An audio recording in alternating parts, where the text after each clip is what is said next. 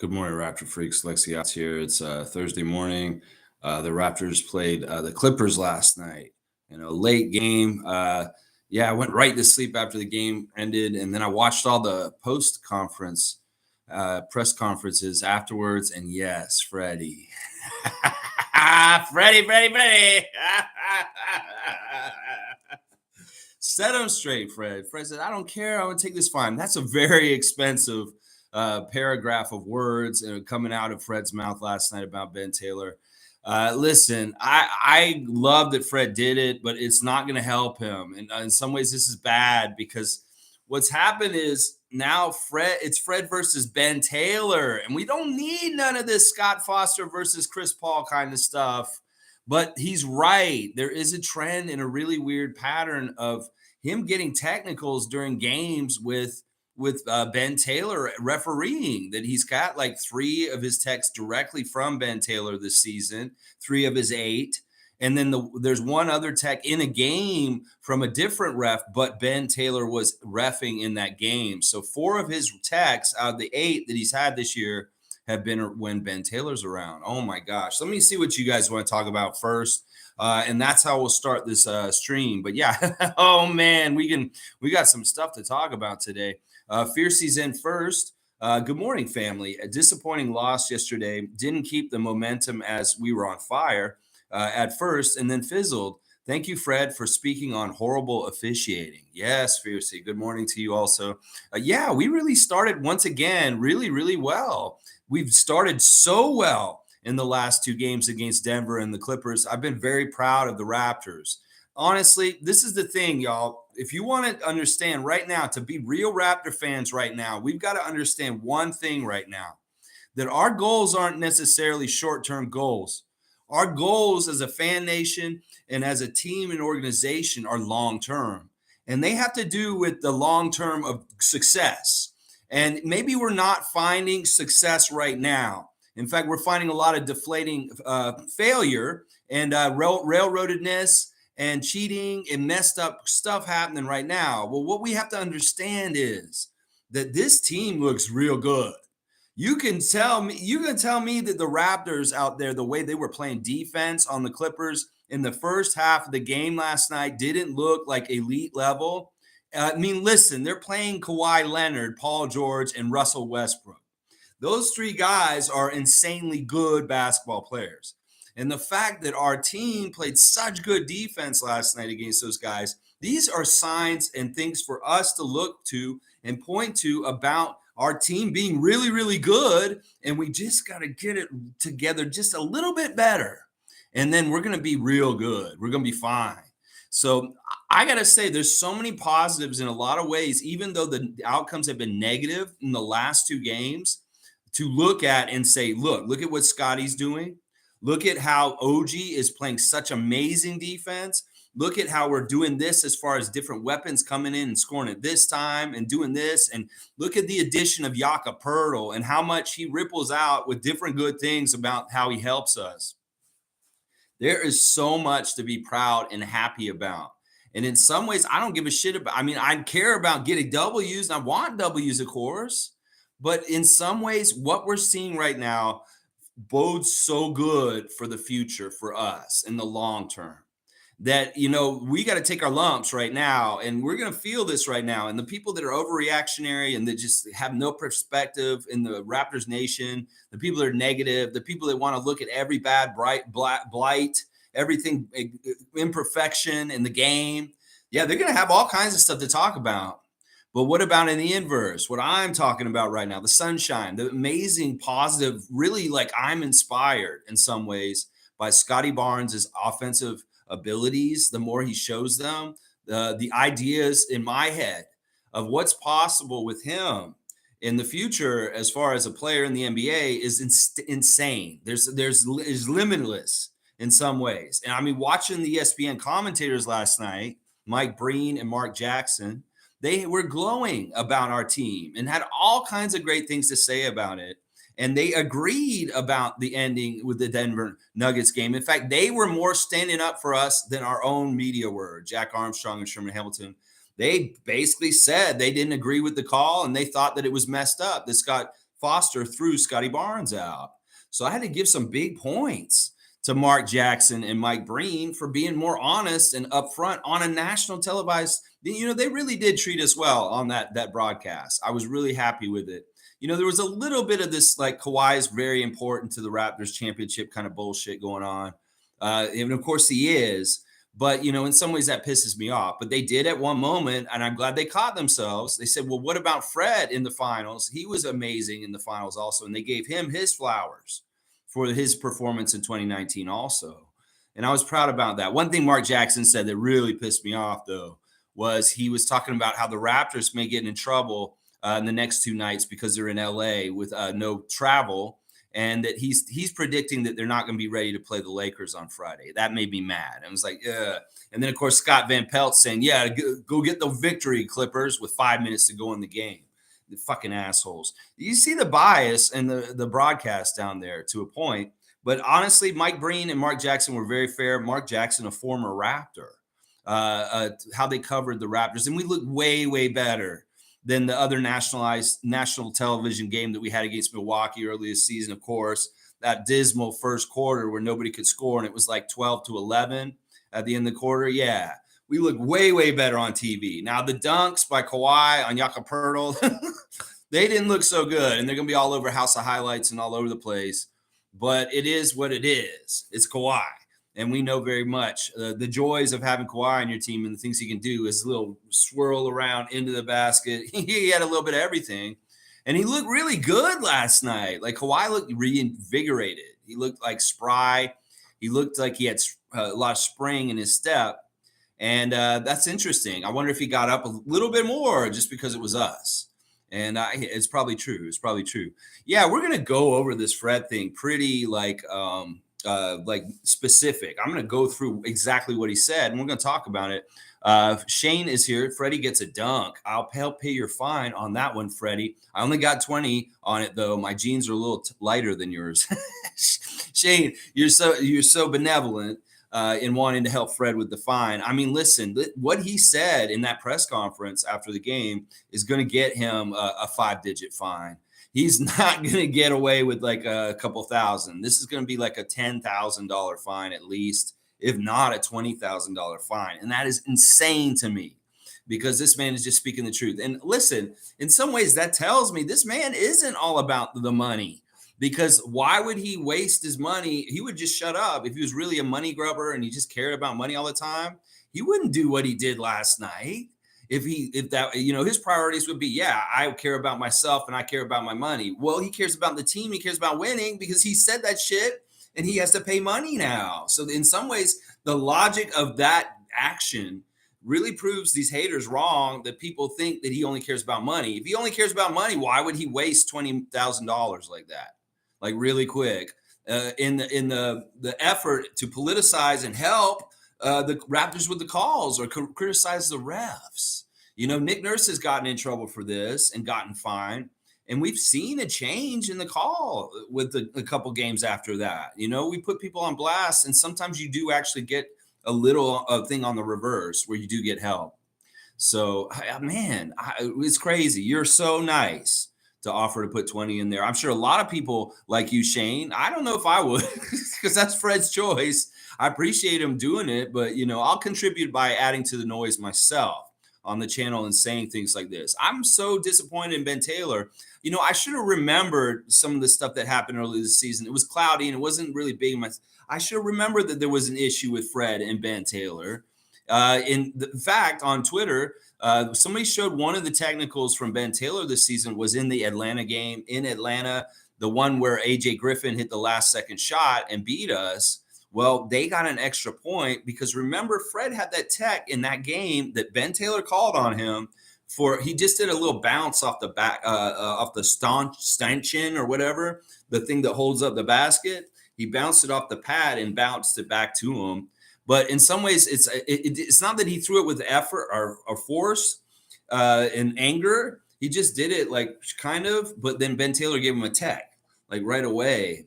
They're really being like hair trigger in the league this year, the refs, and they're crazy. Like they're calling for like things just out of the blue.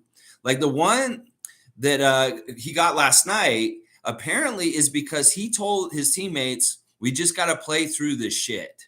That's all he said. He said, we just got to play through this shit, inferring that the refs' calls were bad. And they were, because statistically they show 31 free throw attempts for the Clippers last night and 14 for us. That's 17 more free throws, more than double the free throw attempts that we got. And we lost, what was it, a 108 to 100. That's only 8 points. That is a very fishy ref manipulation and a very, very, effective one. We look at the discrepancy in free throw attempts, and that is, listen, you don't think that our guys were getting hit on the arms and hit on the hands and could have gone the free throw line just like Kawhi Leonard was going to last night?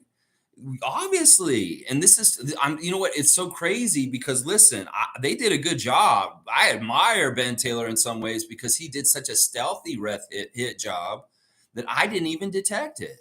That I could have, at the end of the game, I could have said 31 to 14 free throw attempts, but the Raptors were not very aggressive in some ways. And I was like, even the broadcasters, Mike Breen and Mark Jackson, were saying, yeah, the Raptors should have more free throws. They said it in the game. They were saying, wow, they're not getting as many free throw attempts as the Clippers are.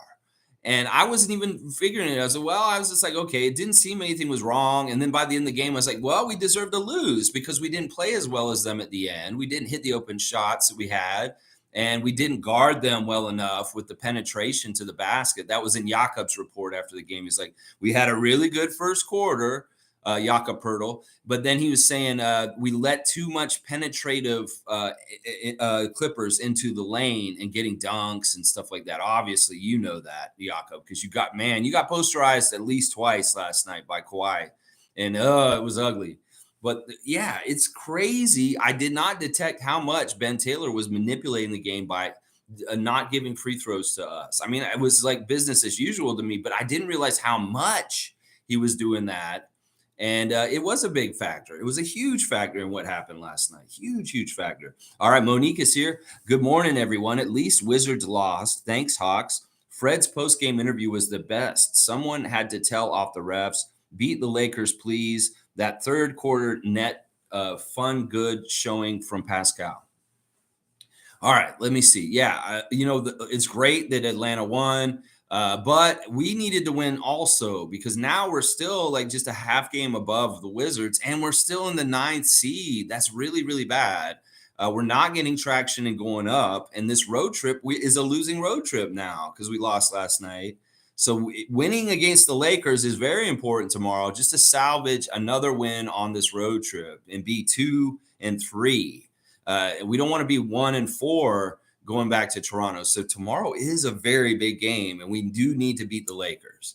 We really, really very much need to beat the Lakers. Now, I hope that what Mark Jackson said isn't going to happen with the Raptors. This is part of the fishiness of the schedule. It's like now we got to be in LA, and the Lakers get an advantage because the Raptors may party or they may go and get distracted or not be totally focused for the game tomorrow night. I don't know, Raptors. You figure out your priorities. You figure out how you've been losing lately and whether you're pissed off about it, and maybe you stay as pro as possible in this break between the Clippers and the Lakers game, and you come out there real pro and you kick their ass. You don't take the devil's fruit of Los Angeles, the city of angels, and get all live that life or do something out there just kind of measured fun, or have a nice time, relax, do the things that are team oriented. And maybe not the nighttime activities. And that might be good. That might be very good. But also, Monique, yes, Fred, amazing interview. Maybe one of the greatest post-game interviews ever. Some people are being critical of him. Some people are criticizing him. In fact, I'll do this. I'm going to go to Twitter and let's see what people are saying about Fred. I'll live react to some of the Twitter reactions to Fred's press conference last night. All right. First of all, we've got... there's a lady who always does the stats, and she said, I looked it up. This season, Ben Taylor has officiated in 6 games that Fred has played in. Fred has received a tech in 4 of those 6 games, including 2 on November 30th. Ben Taylor has directly called him for a tech in 3 of the 6 games. So what he's saying is for real. This is a guy named Marty York. He's saying about Fred's rant. This is a pathetic rant. No excuse for a pro role model using profanity like this in public. Disgusting. I've lost all respect for Van Vliet. And while brainwashed Homer plus media types are backing what he said tonight, they'll attack him when he bolts as a free agent after the season. This guy is a piece of crap. I'm going to tell you right now, listen, if you whenever somebody starts talking about homers in fan nations, that person is not really a fan of that team. Like, listen, I'm home. Yeah, I live in Toronto. I root for Toronto. I'm a homer. Well, what is the point of being a fan if you're not a homer for your team and you want them to win? Like, I don't understand this. Where's this other level of fandom where you're not a homer for your team? Like, I don't understand this. Like, what do? You have an interest in the Raptors and you just watch them and then you hate all their fans and call them homers? I don't get it, bro. Like, it's all or nothing to me. I don't know where you're at with your slice of the pie as far as your sports fandom and stuff like that. That's very weird. Like, whenever somebody calls people homers or overly positive fans, I have a real big, like, what the fuck? Who are you? Like, what is your place in the whole scheme of things then? Because it seems like you're not in any kind of spot. You're just some weird person that's here. Maybe you're not even Raptors Nation or something. Let's see. Let's keep going in the comments. Monique is saying, wow, you guys really filled it up. I'll make sure I get to everybody. You can tell Ron Harper Jr. wanted to win last night. Wow, just wow. Congratulations to Lindsey Dunn on sideline reporting. Where was Jeff, Gabe, and complain about bad commentary? Okay, Monique's bringing up the 905 game last night. Let's go ahead and cover a review of the 905's loss to the Delaware Blue Coats last night. It was unfortunate. We did have a really good game from Ron Harper Jr. Monique is right. 8 of 14 by Ron. 4 of 8 from 3. 4 rebounds, 8 assists, 2 steals, 3 blocks, 25 points. He is the first star of the game for the Raptors 905 last night in a losing effort. Yeah, that's amazing. 4 of 8 from 3. And I love how, once again, Ron Harper's stat stuffs. He has stats in all of them, 2 steals and 3 blocks. That's good stuff. And a double-double with 10 assists. That's showing that he's a playmaker. The second star of the game is Jeffrey Doughton Jr. Our two ways were the best players in this game. Jeff was 7 of 14 from the field, 2 of 5 from 3, 1 of 2 from the free throw line, 5 offensive rebounds by Jeffrey, 8 rebounds altogether, 6 assists, 3 steals, 18 points for Jeff. And then the third star I'm picking is Koloko, 5 of 10, 4 rebounds. He missed both his 3-point attempts. He had 1 block and 10 points. These guys are the only 3 Raptors 905 that scored in double digits. Nobody else showed up for their team last night. None of them. They all shot really bad. And in fact, this is kind of like the Raptors' main game against the Clippers. Once again, they mirror each other in eerily weird ways. Whereas like a couple of people play really well, but then you get nothing from the bench. And this is very true about the game against the Clippers last night, other than Chris Boucher. Nobody did anything for us off the bench. Gary Trent Jr. was a dud last night. And this weird how the problems for the 905 were the same problems in some ways for the Raptors.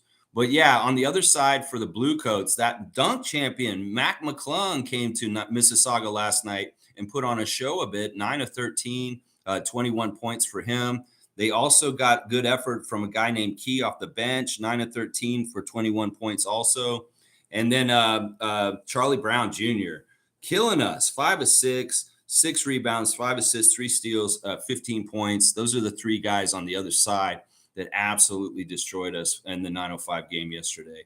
Yeah, it's too bad their losing streak came to an end. But you know what? They have to play the Blue Coats again tonight, y'all. So there is another 905 game against the Blue Coats right away tonight. And I'll tell you, our referees for that game are Suyesh Mehta is the crew chief for the game today. Julian Scott is the referee, and Klaji Mula is the umpire. So Suyesh is from Baltimore, Maryland. He now lives in Miami. His favorite TV show is The Office. His favorite movie is Slumdog Millionaire. He really loves some Bob Seger, some good old time rock and roll. Yeah. His favorite book is The Alchemist. His favorite app is Spotify. He most like to visit South Africa and climb Mount Kilimanjaro. His hidden talent is badminton and he wants butter chicken with garlic naan.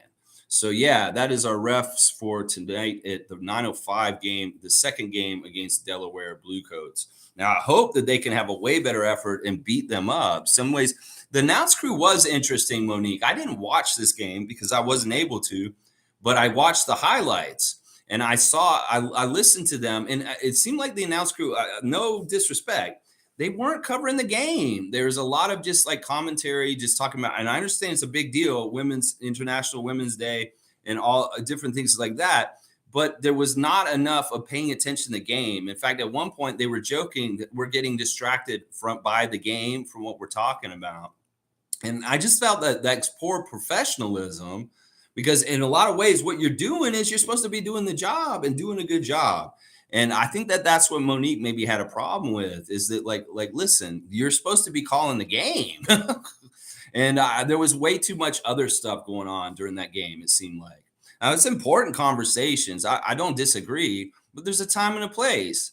And when we're watching the game, we do want it called, is basically, I think, the problem there. So yeah, and so Lindsey Dunn was great. Yeah, I heard that she was good on the sideline and stuff. So G saying, I can't stop watching Fred's interview. He managed to somehow balance class and profanity to get his point across.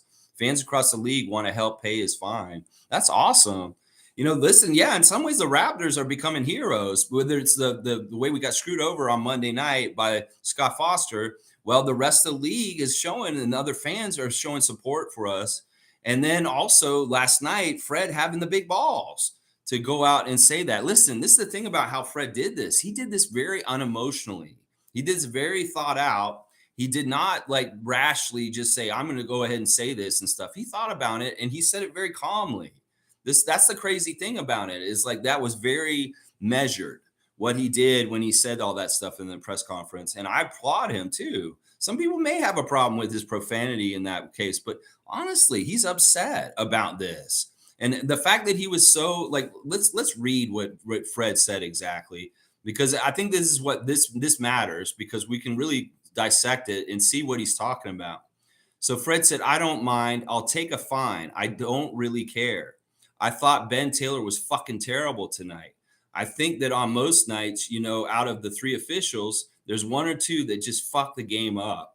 It's been like that a couple of games in a row. Well, obviously, Scott Foster on the Denver game did very much fuck things up. But this is the crazy thing. I did not even I saw the technical that Fred got from Ben Taylor. I saw them jawing at each other a little bit. Ben Taylor was not very animated. He was just kind of talking to him, matter of fact. But Fred was kind of really kind of I could tell he was kind of dogging, really intense with him. So I didn't realize that, basically, I'll keep reading this part, that he's saying, losing on Monday at Denver was tough. Obviously, you come out tonight competing pretty hard, and I get a bullshit tech that changes the whole dynamic of the game, changed the whole flow of the game. Most of the refs are trying hard. I like a lot of the refs. They're trying hard. They're pretty fair and communicate well. And then you got the other ones who just want to be dicks and just kind of fuck up the game up. And no one's coming to see that shit. They come to see the players. It's crazy, and it's awesome. It is really crazy. And then let me add the rest of the part with him and Ben Taylor. He says, at a certain point as a player, you feel it's personal, and it's never a good place to be. There's been certain times this year where I feel our team is getting consumed with the way the whistle is going, especially after the night we just had in Denver, the way that finished. So there were a couple calls earlier that we all disagreed with. And if I say to my team, come on, guys, let's keep playing through the bullshit, and that warrants a tech, I think that's a little crazy. What are we doing? Know what I mean? And there's a fine line, obviously. I understand that. But I think the jurisdiction and the power trip that we've been on this year with some of our officials in this league is getting out of hand. And I'll take my fine for speaking on it. But it's fucking ridiculous. Woo-hoo! Wow. A lot of the stuff we've been saying this week, these refs are power tripping. These refs are determining games. These refs are out of pocket and wanting to be stars. It's very, very illuminating the things that Fred said, and that he feels personally attacked by Ben Taylor, that he is targeting him, specifically him. Because listen, Fred's really smart. He doesn't get a lot of texts. He's very smart about not crossing lines. Well, Ben Taylor's making up lines for him to cross, whether it's throwing the ball off the support, whether it's like him just saying, come on, we just got to play through the bullshit.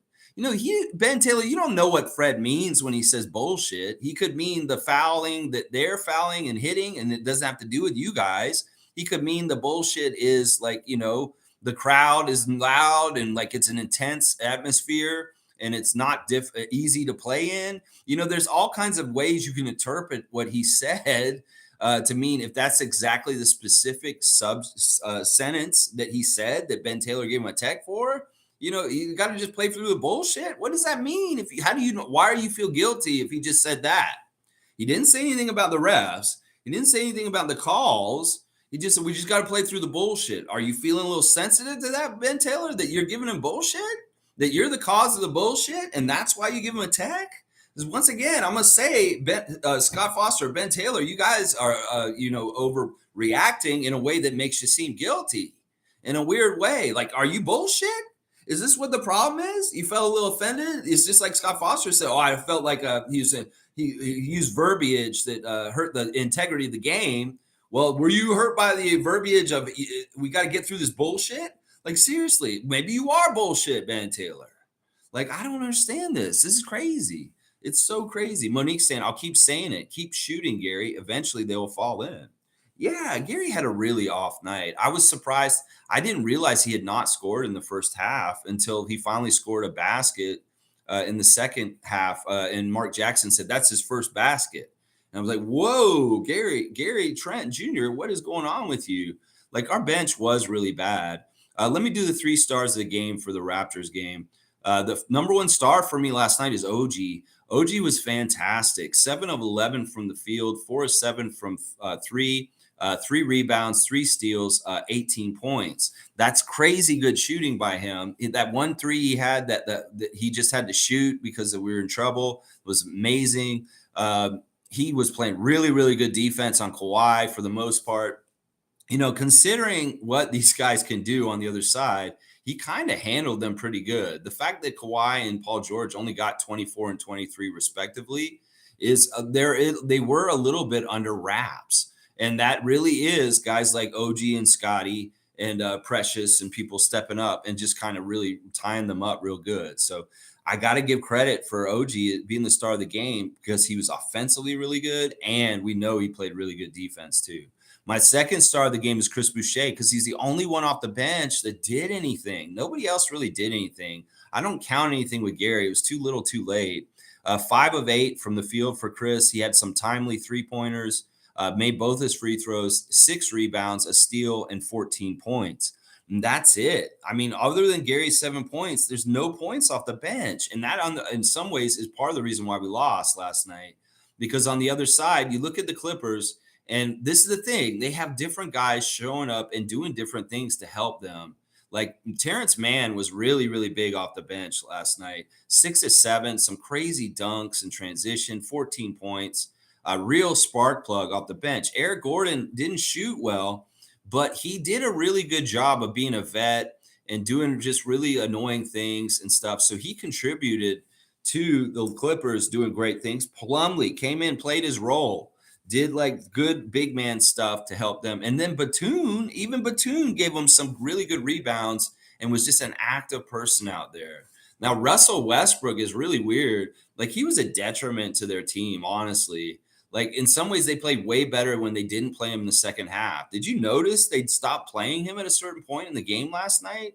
Because he was just a liability.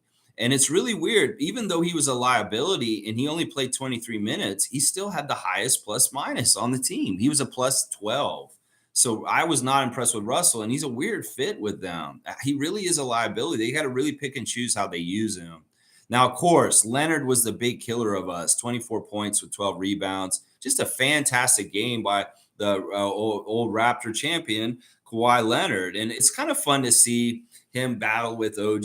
And then, of course, at some certain points, like Norman is talking from the bench and Pascal's talking to him in the middle of the game. Like, there was a little bit of trash talking with Norman and Pascal Siakam last night, which was fun because we know he's very good-natured and they're very good friends. And then, of course, Zubac. Oh my gosh, Zubac killed us once again. I was really hoping Zubac wouldn't kill us like he did the first game this season, but he did. 7 of 8, 8 rebounds, 17 points, and he really did make Poeltle look foolish at times. And I hate that. There was a lot of dunking down low on us by Zubac and Leonard last night, and I hated that so much. Poeltle wasn't bad though. I give him the 3rd star. Just because he shot 4 of 8, 11 rebounds, 8 points, but he just got outplayed and he did get dunked on a lot last night. It's too bad. I could give Scottie one of the 3 stars for as much that he was getting energized and doing things late. He was really not effective last night. 6 of 21, and he had 3 turnovers, 20 points, 5 rebounds, 4 assists, 2 steals. There were some good things about what he's doing. There's glimpses of the future and really powerful, great offensive moves, but really not a clean game for him. A lot of shot attempts that were just not should have gone in, because this is the thing. They were shooting near the basket once again, and the Clippers would hit us, and Ben Taylor and them wouldn't call any calls. And that's why we're missing a lot of bunnies and close shots. And there was a lot of missed shots near the basket last night. Nick talked about it after the game in his press conference, that in some ways that's what killed us, was that we had a lot of shots near the basket that should have just went in, but they didn't. It was so annoying. And then Siakam's weird. He had a pretty good game. He was dealing at times, but of course, once again, at the end of the game, he can't do anything good for us to take us home. And, he was 9 of 21. So, him and Barnes, there really was poor shooting overall by the Raptors. We had a lot of guys take a lot of shots and miss a lot of shots. Siakam, Barnes, Van Vliet, Trent, they all have really poor shooting last night in a lot of ways, and that's why we shot 39% from the field. But it's weird. We shot better from 3-point range than from the field. And that's weird, because we shot better from the outside and everything was missed from the inside. And that's from contact and things with the Clippers and not getting any calls and going to the line and just missing bunnies or just missing easy shots also when we're not even getting touched. So it's really, really weird, really, really weird game. Let's see. Space Cadet saying, any future slander of Fred moving forward shall lead to a strike and banish you to Guangdong. Yeah, I'm okay with this, Space Cadet. If I had my pad to record dunks, I would do that. And there's no dunks today because I'm not at my house, so I don't have my pad. Sue's saying, good morning, everyone. Fred is my hero today for speaking up. I think more people need to call the refs out. Maybe we should start a GoFundMe page to cover all the fines. Haha. Well, I mean, Fred can afford it in some ways. Listen, this happens time to time. This is the thing that worries me, is because nothing's going to happen with this. Maybe we'll get a little bit of favor because they know that we're watching them and we're really upset. Or maybe it'll be just like other times when other players have gotten fined and spoke out about the refs. It just goes past in the night and nobody, it gets swept under the rug. Nobody cares. There's no inertia. It's basically because Fred is the front page of ESPN right now, down south. He is the headline. The number one headline on ESPN's front page isn't any other sport, isn't any other team in the NBA. It is Fred VanVleet criticizing Ben Taylor, and that the sports media in the States is putting it on blast right now. So we'll see. I thought that was so weird. I go to ESPN and Fred's name is in the very top headline. And that's the first thing to read. Monique is saying, Mr. Fourth Quarter Barnes back at it. Love how Alvin was high praising him. Listen, Scotty, you're showing more and more of this stuff. The way you were offensive rebounding your own misses last night was super impressive. That was listen, you were showing that bounce. First of all, that quick step to jump and jump and jump. And really, really love when you grabbed that one rebound, brought it down and came back up and put it in. You really are showing that you can play at a certain level. I wish you could play like this more of the game. That it's just that we see this stuff and we're like, wow, why can't you do this in the first? Why can't you do this in the second? It's a really crazy level of effort that you go up into. When we had Kawhi the 1 year, there was Kawhi in the regular season, and then there's Kawhi in the playoffs. And maybe that's something that you're thinking in your head is okay, this is regular season, Scotty. I'll go at this pace or this mode. But in the playoffs, you go to that next level. Well, that's what I'm wondering. Are you going to do the fourth quarter Scottie for the whole game in the playoffs? Or are you going to just do this fourth quarter Scottie is just your thing? Because I'm really wondering about this. It's not that you weren't doing things earlier in the game. In fact, in the first quarter, you were very good. It's just that we're seeing spots where we see such great effort. Why can't it be consistent? Why can't this be something that you play at? Maybe it's not easy to keep that consistent level of energy up. I'm sure that's true, but I don't know. I'm just seeing some effort that is amazing at times. And I'm like, man, if he could just do this like all 48 minutes, he would be like the top player in the league. Seriously. Let's see. Jimmy's saying 60 more free throws and we have like 20 more shot attempts. Makes sense. And 7 more made threes than them. They got help big time. The refs controlled the flow of the game and didn't let us get going. Yeah. They stymied us. And then, of course, they helped them by getting them to the line. But, it is a very big discrepancy. Let's look at the team stats since Jimmy brought it up. All right. Last night, they shot way better than us. They shot 55% from the field, and we only shot 39% from the field. But we got 25 more field goal attempts than them, 96 field goal attempts, and only made 2 less field goals, 39 to 37. So that is still very even, made up for the fact that we just got more field goal attempts, even though we shot a lower percentage. Now, the threes were very interesting because we actually doubled them up on three-pointers. We made 13 threes, and they only made 6.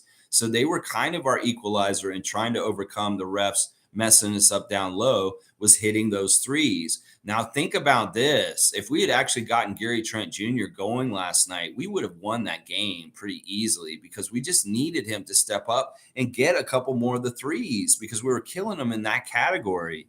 And it's so weird that we shot 41% from three, and then we shot 39% from the field. So this is such a weird imbalance of like shooting better from beyond the three than down near the basket. Really weird. We were really good at the free throw line, only 1 missed free throw. And like you're saying, this discrepancy of 14 free throws given to the Raptors and 31 given to the Clippers is just too crazy. That is an extra 17 points to make, and we only lost by 8.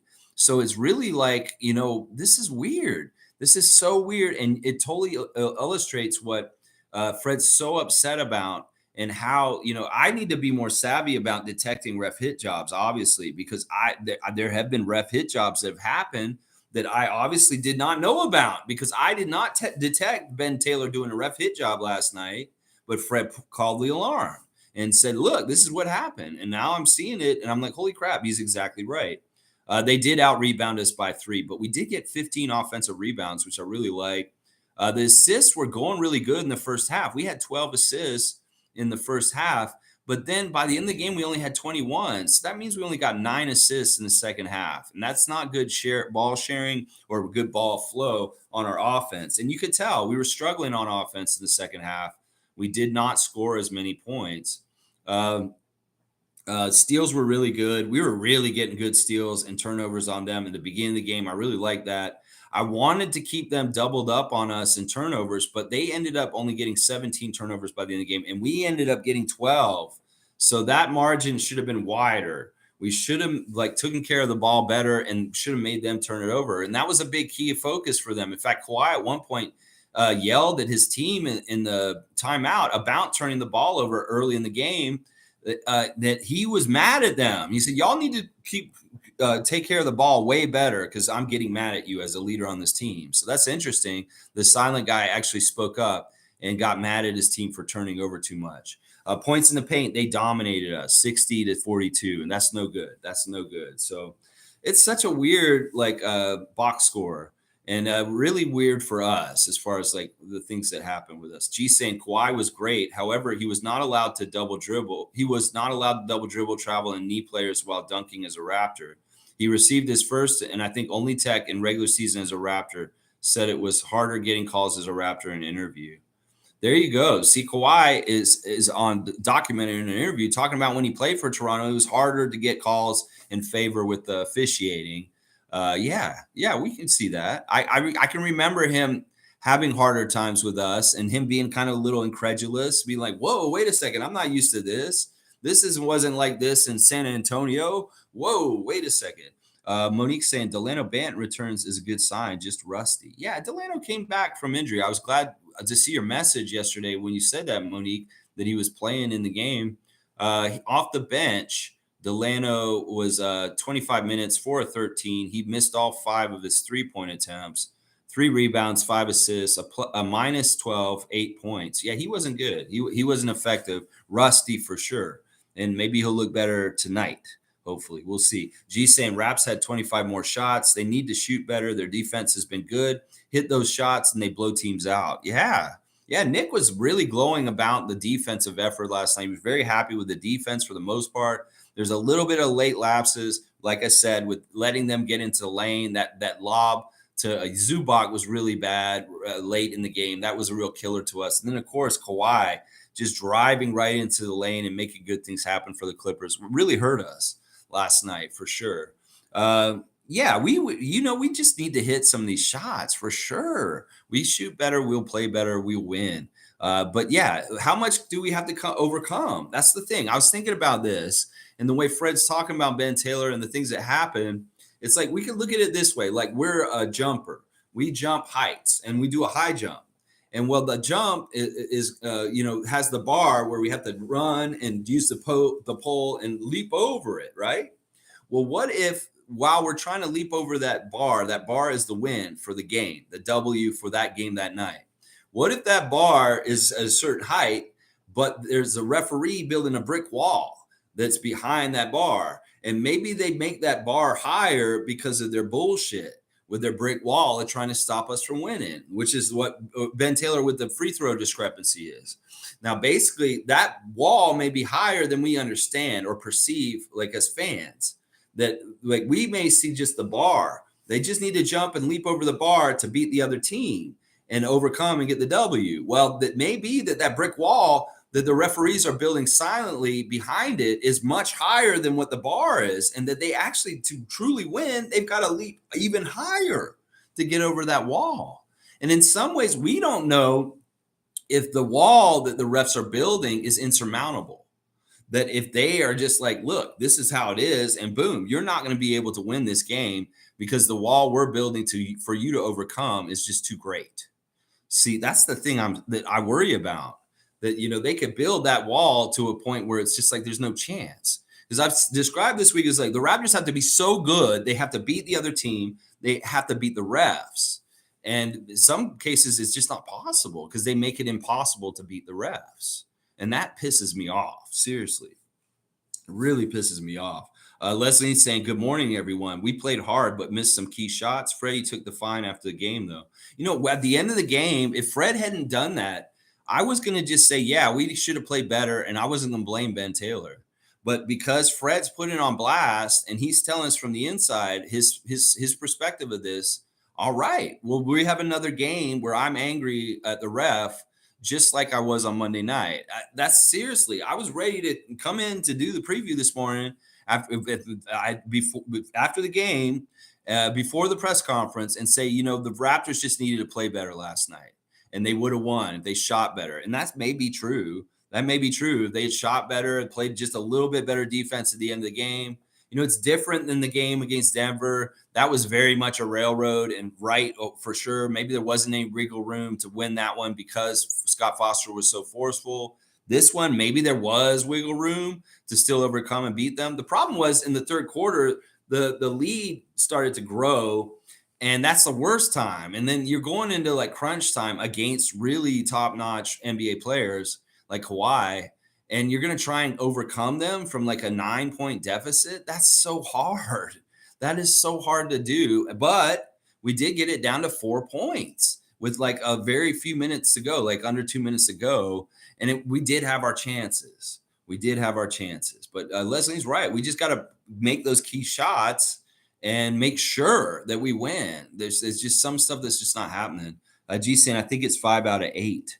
So you think as far as the text with Fred and Ben Taylor, Infamous is here. Good to see Infamous again. Morning. Let's be positive. We will get the next one. There we go. I love to hear that. The Lakers. Let's beat the Lakers next. I'll do my research on them tonight and tell you about the latest edition of the Lakers and who's suiting up for them currently and what their trends are tomorrow. And I'll also have the ref report, of course, now more than ever, more important, the ref report. And, listen, some other content makers may be like, I don't like talking about the refs. I don't want to blame the refs. But you know what? El Capitan is blaming the refs. And obviously on Monday, you can blame the refs. So, my bread and butter as far as what this channel is about is focusing on the refs and watching them. Well, now more than ever, it's important. Yeah. Isaac saying Fred is the champ. Going to buy this guy's jersey now. Hashtag truth. You go, Isaac Campbell. Yeah, Fred, listen, I appreciate your candidness. I appreciate your honesty, and I appreciate your boldness to do what you did after the game last night. It is something else. In some ways, I hope that we get benefits from this. I hope that we don't get detriments from this. I hope that this doesn't evolve into a Ben Taylor versus Fred VanVleet thing for your career. Because honestly, it's not good for the league. These guys should not have feuds. If Ben Taylor has a problem with you personally, that needs to be worked out. And that needs to be sussed out. You're a very adult, mature man, Fred, and you're very reasonable. And I would think that if you guys could sit and talk in an outside the game setting, maybe you could clear the air and maybe have a better understanding and not let things get to the point like Scott Foster and Chris Paul has turned into. I don't know how Ben Taylor's reacting to being put on blast in public by you, Fred, today. It may not be good. And that's what I'm saying. I worry about fueling the fire of him wanting to fuck you over even further later on. And, that's the one detriment or thing I worry about. I don't know. Maybe it does say like, okay, maybe I should be nicer to Fred or something. I don't know. I don't know how to deal with this in a way because it seems like it depends on the person that's involved, like the ref. Maybe that he won't have it. Maybe his integrity is above that. I don't know. Some of the fans are insinuating that Ben Taylor is also a gambling referee now because of manipulation and having vendettas against people like Fred and stuff. So that may be true. I don't know. That may be true. I'm going to believe whatever can be possibly believed. That could be true if he's point shaving or holding back a team or trying to do stuff. G saying Scottie was 6 of 21. I hope fans can stomach the growing pains and not turn on him like they have others. Yeah. Yeah, they really got to listen. Development is so not linear, and people just got to keep reminding themselves that. And Scottie was actually really good in certain ways. It's going to be a mixed bag of good and bad with him. We're going to see bad turnovers at times, but we're also going to see amazing offensive moves that really illuminate like the possibilities for the future. So everybody's just got to go ride with him. We got to ride with him. There's been times I've said this season that Scottie Barnes is the spirit player of our whole team for this season. And then in some ways, his play and who he is as a player is raw and developing and makes mistakes, but is also really super talented and badass and has a lot of promise. So in some ways, our season has very much mirrored him as a team. The losses and the mistakes, and then just like it being in development and shakiness. It's really weird how that's kind of true. It's like last season, our spirit player was Fred, and that's why we won a lot of really close games, and we had such a gutsy year. This year, it really is our spirit player is Scottie.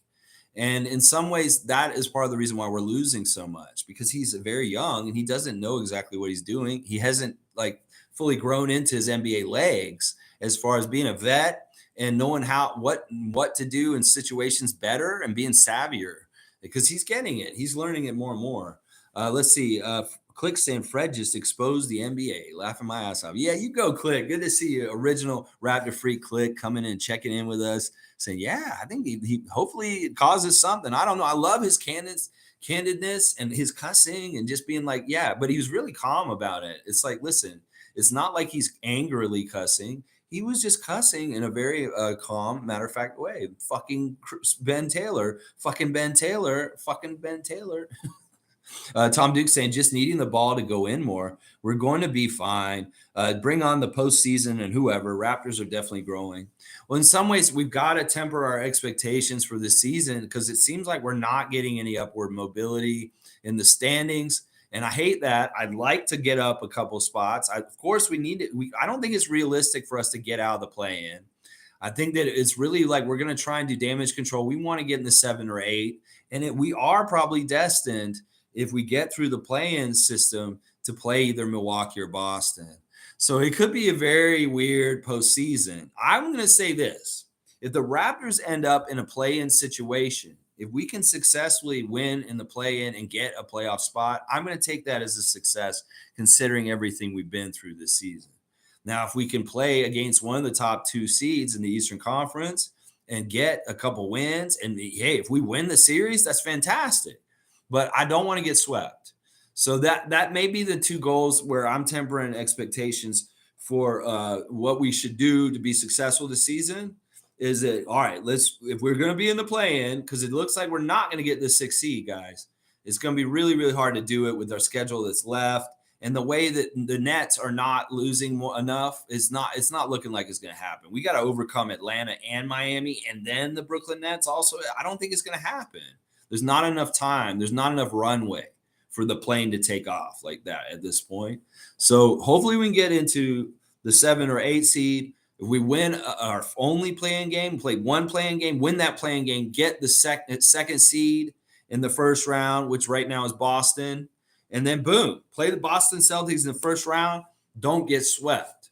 That will be a successful year to me, considering all we've gone through and all the bullshit. We don't even necessarily have to beat them in the first round. I just want to get at least one win against them. If we can go to 7 games and duplicate that magic from the bubble when we played the Celtics in a certain way, that would be badass. That would be fantastic. But I'm just trying to temper my expectations for what success can mean for the Raptors this year, considering how things are evolving in this stretch run. And I think that is the way to look at it right there. G saying, outside of Raptor fans, for some reason, Sixers fans in particular are loving Fred right now. Nice. Well, hey, sure. And Philly, they love a good cursing artist. You know, they probably have problems with Ben Taylor too. It's really weird how we're becoming like, in some ways we're banding with our Atlantic Division hated teams against the referees. I know that when the thing with Scott Foster happened on Monday night, a lot of Celtics fans have come out against Scott Foster also. They hate him too. And that's such a weird bedfellows. The Raptors nation, the Celtics nation getting behind each other against Scott Foster and Ben Taylor with the Philly fans too. So these fan nations have problems with these refs also. And in some ways, maybe they are like, hell yeah, Raptors, go do it. You know, we want to do this too. And who knows? I do appreciate the support from Sixers fans and also from Celtics fans. We are in some ways very alike against the referees. Shir Khan's here. Good morning, Raptor Freak family. This personal agenda from refs has to stop. Raps just ran out of gas. Better luck next time. I keep telling folks these are development years. Last season overachieved. We're going to be up and down. You know, this is such a great statement of keeping present and understanding what we're doing. Like Shir Khan's exactly right.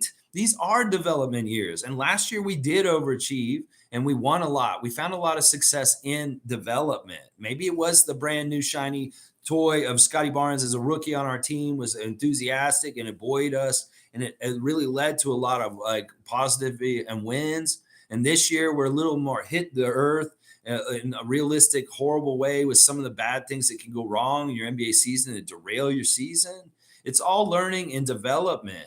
And the future is so, so bright. It is so, so bright. And thank you, Shir Khan, for coming in and giving us a point of reference to stay present and understand exactly what's going on and not overreact in some ways. Randolph's here. Beloved Raptor Freaks, most informative gang. Our team put up a good fight.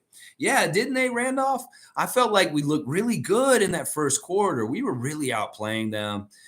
Our defense was so stifling.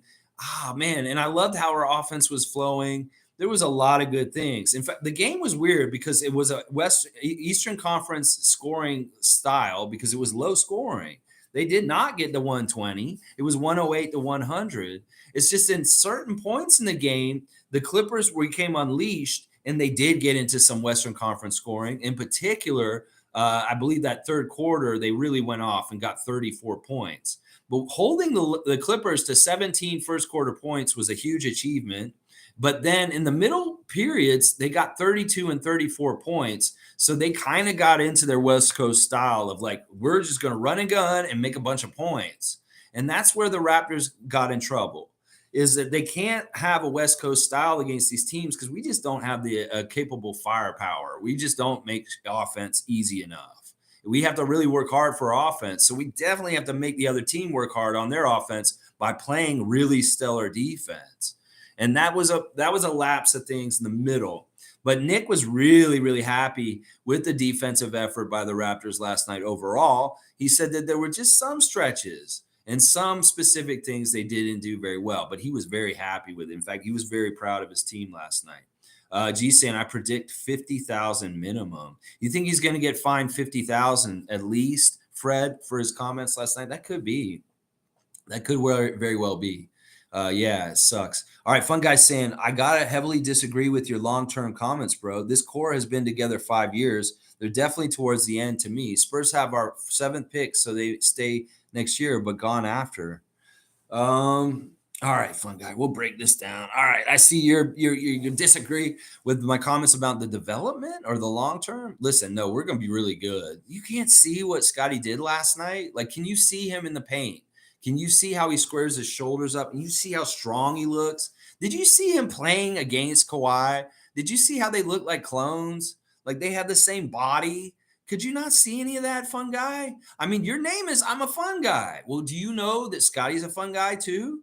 Can't you tell he's a board man that can get paid? Can you see that? Like, did you see the board man getting paid at the end of the game, getting his own rebounds and putting them back? I'm telling you, FunGuy, that's all you need to look at and smile and feel good about this team in the long term. That's all you need to look at. Please, my good friend, you are a fun guy. Kawhi is a fun guy. Scottie is a fun guy. Trust me. And what did Mark Jackson and Mike Breen kept saying? They were like, holy crap, this team with OG and Scottie and Precious and these guys, they're good. This is the thing. They know we're good, and they know we're going to get this together. So the NBA commentators think that.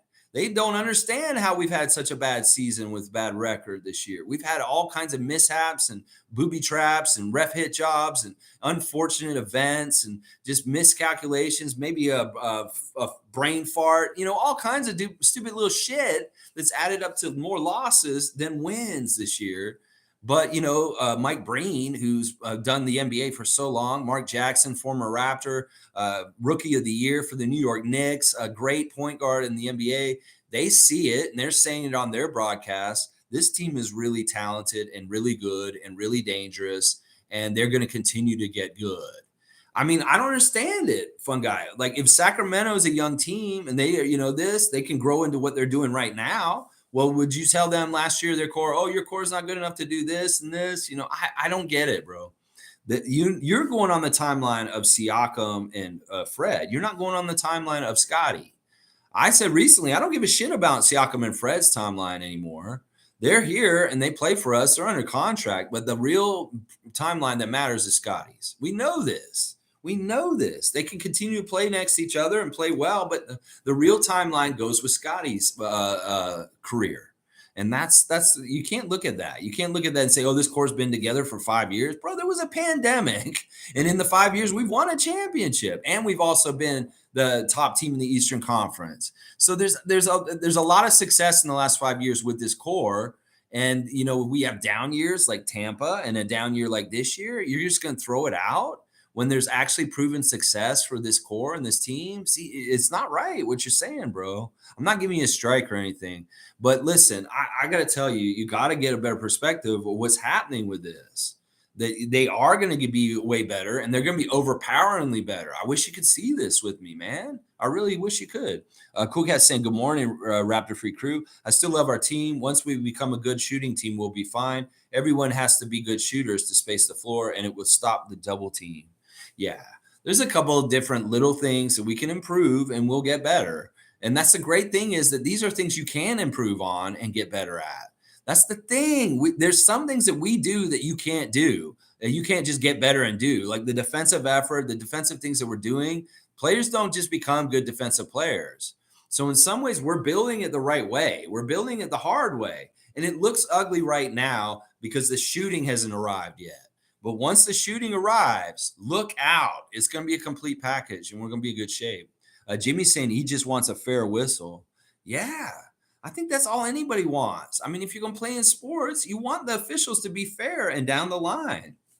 Now, listen, there's something I just read a little while ago about, I've been talking this week about automated umpires for the MLB as far as not having a plate umpire and having a sensor that reads the strike zone. And so there's no human element of controversy of like bias, that you have the computer just reads it and it says that's a strike or a ball. Well, they have technology that they're starting to test out for the NBA, but it's not going to be with fouls. It's going to be with things like goaltending and things like that. But they're finding measuring sensors to be able to detect things and help them with calls. So what I described really this week is actually starting in the wheels of motion. Now, one thing I'm going to say, and I think this is part of the problem with the NBA, is that the NBA referees union is very powerful and strong. In fact, they may be like police unions in society. They have a little bit too much clout and too much power, and they're a little bit like mafioso run and like kind of like pushing things out. It could very well be that the MLB umpires, the NBA officials, they may be fighting against automated sensors and AI or robotic kind of officiating, and they may have very much power. So that's one of the things I worry about is like the NBA officials union may be a powerful entity that is part of the problem with why the NBA is all fucked up, is that they're kind of strong arming the NBA in certain ways as far as with certain things. And I hope that they can get more innovation with the technology of having the human element of bias out of officiating in sports in general. And I am all for this. May be an area where I'm like, AI is good. Is that let's just go ahead and have a computer algorithm that decides what is fair and what is what in sports. And then there's no human bias or discrimination that could be possible. And I think that could really help sports in the long run. G is saying, hey, FunGuy, Spurs don't have the 7th pick. That's not guaranteed. It's a protected 1 through 6. So if the Raps are that bad, they keep it. If it's a pick 1 through 6, worst case, if it's a 7th pick, but it could be a 15th pick. I don't care about picks. I'm really much in that Kareem Thomas, like, I don't care about picks. I just care about Jakob. That's all I cared about. I don't care about picks. Picks don't matter to me. Whatever. Picks, mix. I seen Scoot Henderson this week. He sucks. Victor Wembanyama is going to get hurt all the time. Yeah, who cares about this draft? Wait till next year. We'll draft Bronny, and then we'll be fine. Nako's saying Pascal, OG, and Jakob were our best players. Here's hoping Fred starts a revolt. There you go. Nako likes what Pascal did out there. Yeah, Pascal, he's okay. It's like I can't get totally mad at him. He looks more energetic this game. Like he didn't look as sick or like lethargic as he did in other games. He had that really beautiful spin and finish with the Kawhi right near him. Oh, that was so beautiful. That one late finish where he got extended right to the basket. So good. And it's a highlight they're showing today. G saying, and what's 2024, which is projected to be a weak draft? Yeah. Race Mode Media is here. Good to see you, Race Mode. Shir Khan saying, the one who shall not be named did another hit piece on Fred. Proved wrong with this next game. Something seriously wrong with this dude. Using YouTube to spread toxicity. Got mad but didn't comment. Yeah, okay. Well, whatever he's saying, like about Fred last night, whatever. Fred is awesome. Good job, Fred. Wayne saying, honestly, we lack sustained aggression. I'm looking at OG, who we all love, but he needs to be our bully inside. I know foul calls might be a factor, but play not only hard, but vicious. Sounds unfair. Yeah, there's a lot to unpack about the whole thing last night, Wayne. We were super aggressive in the very beginning of the game on both ends of the court. We were super aggressive on defense at certain times, but in the fourth or in certain parts of the third, we weren't as aggressive on defense, and it showed. And it's just tough. We have to play so perfect. And it sucks when, you feel like you're playing perfect, you're doing everything right to be able to be successful. And then you have the rug pulled out from underneath you a bit just because the officials are completely unfair. It's so hard to just try and stay doing the right thing. You know how that is in life. When you're trying to do the right thing in your life, but you see other people that aren't doing the right thing, and you see them getting ahead for it, but you're still plugging away and trying to do the right thing. And it just gets to a point where like, man, why don't I just like, why even bother? I just give up. And then you lose your effort, your edge, and your aggression just because you're a little deflated because like, what's the point? You get apathetic basically. So that I worry that that's the whole mechanism of what's happening is like, you see the early aggression. Well, then the calls are going a little weird. The whistle's a little weird. And on the down low, Fred's getting like pissed off at Ben Taylor because he's not giving us any calls and putting us on the line. And then he gets a tech, and then they're just like, in some ways you got to be a little deflated, and that will maybe translate to less energy, I guess. Does that make sense? Let's see. G saying, Sheer, he's jealous of Fred. The ones who know, no. Yeah, I don't know what his deal is or why he's coming after Fred so harsh. I think he's being paid to, honestly. I really do. Let's see. Let me keep going with the comments here. All right, good stuff. I'm going to get to everybody. Oh, wow. All right, I didn't realize there's so many comments. Okay, FunGuy saying, hi, G. I made my comment based on exactly where the protections are. Of 7th pick is the potential highest, so I'll refer to it every time I refer to the peak pick. Weak draft isn't a real thing and justifiable.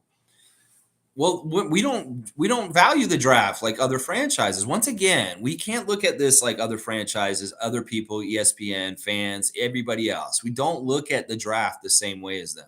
In fact, I look at the draft in this way. It's like the draft has picks. Sure, we don't care. People are going to get picked. They're going to pick. We get whatever pick. I don't care if the pick is the 28th pick, and that's the only pick we got. We're going to find value and we're going to get a good player, and that's all I care about. I don't care about stockpiling youth or talent like the other teams in the league do. So it really gets down to a basis of what's your motives and what you care about. And in some ways, I don't care about that because I know that Masai and them don't care about it as much as other teams do. That's the whole problem with this pick dilemma that you have, FunGuy, is we don't value picks like you may. The Masai doesn't. He doesn't give a shit. He's got his guys. He knows who he wants. And he's developing the guys that are on the team already. And I understand why, because we've talked about it. There's only a certain amount of spots on your team. You can't project and bring in like a super top pick every single year and have landing spots on your roster. Mike and Logical Raptors Fanatic has like explained this a lot on his channel recently, that you want to have the ability to develop them and keep them around to reap the rewards. Like, look at James Wiseman. They got a 2nd pick, and they picked James Wiseman. Well, is he on the Golden State Warriors anymore? No, he's not, because he didn't fit into their plans, or it didn't fit in with everything. So that's what you got to understand is Masai and Bobby don't value draft picks at all. They really don't. They can find magic anywhere. They can go find a guy that isn't even drafted and sign him, and he'll be great. That's the difference. And like I said, they've hyped Victor and Scoot so much this year. I think that there's a lot of bullshit around them too. Like, I'm going to call it right now. I think that this hype about this year is kind of bullshit. And in some ways, it's kind of a weird like way of like, I don't know why everybody's getting so crazy. I understand Victor's very attractive, but there's some stuff that's not right about him. I'm figuring this out like slowly but surely recently. G saying Jakob is a 9th pick and developed, so that probably want to expect, but worse and not developed. I'm not worried about this draft pick thing. I know FunGuys brought up this in this comments and stuff, but I'm just gonna. I don't really have anything to say about this any further than what I have.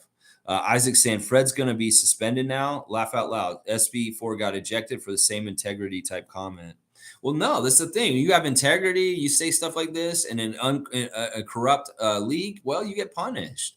That's really like a weird statement about society in general. Like at a certain point, if you start to be a critic of the system because you know it's fucked up and it's unfair and it's wrong, that you will get like punished and jailed or fined or whatever. That's scary, and that's not free society.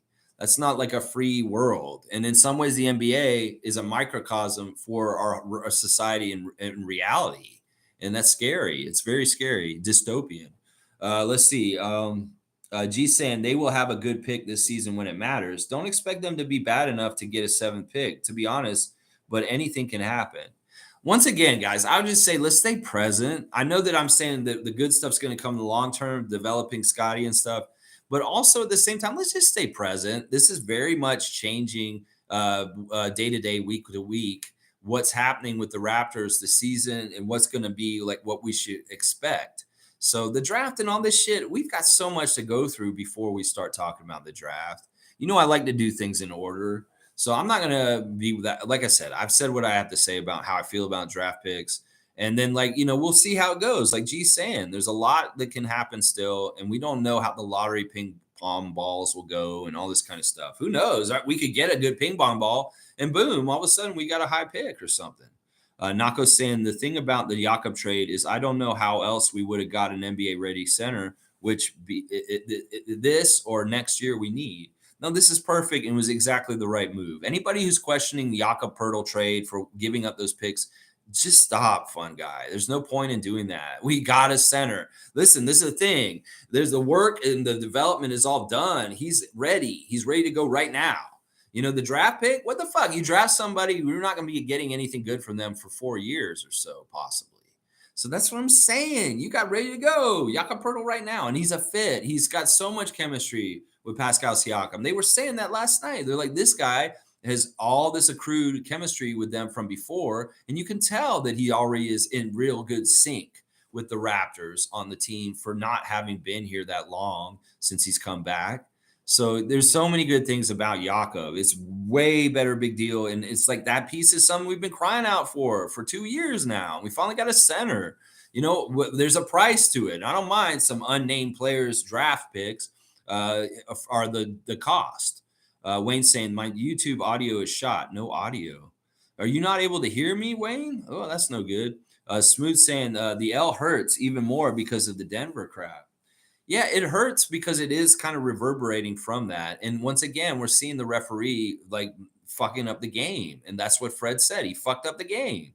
That there was a problem. Scott Foster fucked up the game. Ben Taylor's fucked up the game. Yeah, these L's just hurt because we don't need L's. And we're getting so close to 500. And then we're down 3 games below 500 again. And it's like, it's so deflating. It's so tough. But this is, how diamonds are made. Pressure makes diamonds. And that's what we got to go through. We got to go through this hard shit to get to the rewards and the good stuff later. This is just part of the work. Jimmy's saying, I'm sick of watching some same contact being only called for one team. Can't play defense when they call baby ghost fouls that could be one play-ons. I'm just done. Bring in the AI refs already. Yeah. I mean, it's true. It's like we're so sick of this NBA. Like, we see the bias. You guys do not call anything to help the Raptors get to the line. And then everything we do, you call. You call crazy-ass shit on us. And I know a lot of teams and fan nations feel this way about their team and what happens on the court also. But some of the stuff that's happening with the Raptors is on a new level. It's not just like screwing them over in a play, like one play in the game or a couple plays. It's you're screwing us over to make us lose the game for sure. And that's the difference. A Boston fan may be upset about a couple calls, but they're still winning games. That's the problem with us is y'all are screwing us over to make sure we lose games. And I in some ways, I'm very much like Jimmy. I've had a hard time this week since Monday. I've been very angry this whole week. I've been very, very not fun to be around. And last night didn't help things. I was really hoping that we could put a good effort. I could wipe my brain of the bullshit of Scott Foster on Monday, but that's not possible. We just stacked it on when now we have a 2-headed referee monster that I hate, Scott Foster and Ben Taylor.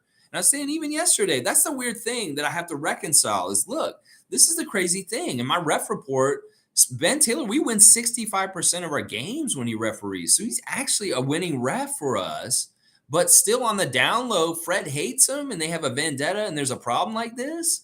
That shows that, holy shit, he's supposed to be he's one of the ones we actually win when he's out there. Holy crap. Because in some ways that doesn't jive with my ref report that he is a winning ref for us. That's statistically true.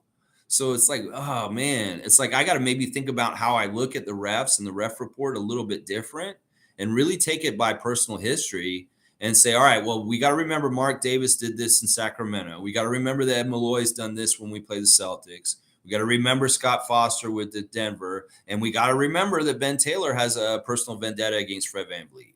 So I'm going to have to start thinking about that kind of stuff and not purely just the statistics and what they say of the history with them, with our team. So wow. I'm so ready for the AI too, Jimmy. I really am. FunGuy saying, left my ass off, G. I promise you, if you're sitting at draft next year and have a 7th pick and it's time to pick, you wouldn't give it for Jakob and have no 7th pick again anymore. Easy to say now since it's already effing done. Bro, I value Jakob Poeltle better than any of those guys coming next year. Seriously, bro, I'm serious. Jakob Poeltle is not like a easy player to kind of find or get or develop. We're gonna have to just disagree on this, FunGuy. I don't want to cause a big, huge rift, but yeah, I am so happy we got Jakob Poeltle. That deal was a slam dunk, and I'm so happy about it. I can't go against it. It's such a good deal. And when we re-sign him this summer to a multi-year contract, and he's our center for years to come, you're going to be very thankful and glad because of all the amazing things he's going to do for us that are going to help us win. So please, let's shelve this and let's see in a little while. Let's see when we get to the draft and this situation you're talking about right here. Let's see what I'm talking about as far as with Poeltle in the years to come, as far as like what he's going to provide for our team. And yeah, we'll see how you feel about it there. Let's give it some time. All right. Let's see how it happens. G saying it's extremely difficult to get a big like Jakob and already develop. We would have gone more years without one to draft a maybe one, a maybe. And there's no guarantees on drafting a young man that are going to be good. Koloko looks like he's going to be good, but there's no guarantees Koloko will be exactly what we need him to be for sure, as far as being a center of the future for us. So there's never any guarantees. So it's much better. What do they say? A bird in the hand's worth 2 in the bush. Well, Jakob Poeltle is that bird in the hand, and those draft picks are the 2 in the bush. How about that? I don't mind using old metaphors and similes and homonyms and antonyms and onomatopoeias and whatever, word things. And I'll say, a bird in the hand is worth 2 in the bush. That's the saying for Jakob Poeltle. How about that? Let's see. Sometimes you need to go for it. The Celtics would have had him. Yeah, that's the other thing. We blocked the Celtics from getting him. He was going to go to the Celtics if he didn't come to Toronto. So there's a lot of different reasons why we need to make that deal. G saying, also, you're assuming that they land at 7 and not lower or much higher. They could get the 4th pick for all we know, which they keep. That's what I'm saying. We have draft lottery luck. That ping pong ball could come out and show us something like 5. And we got the 5th pick. It's all protected from 6 and up. Well, there you go. We get the top pick, then we get it still. If it's below that and it's 7th, I don't care. Go ahead, give it to them.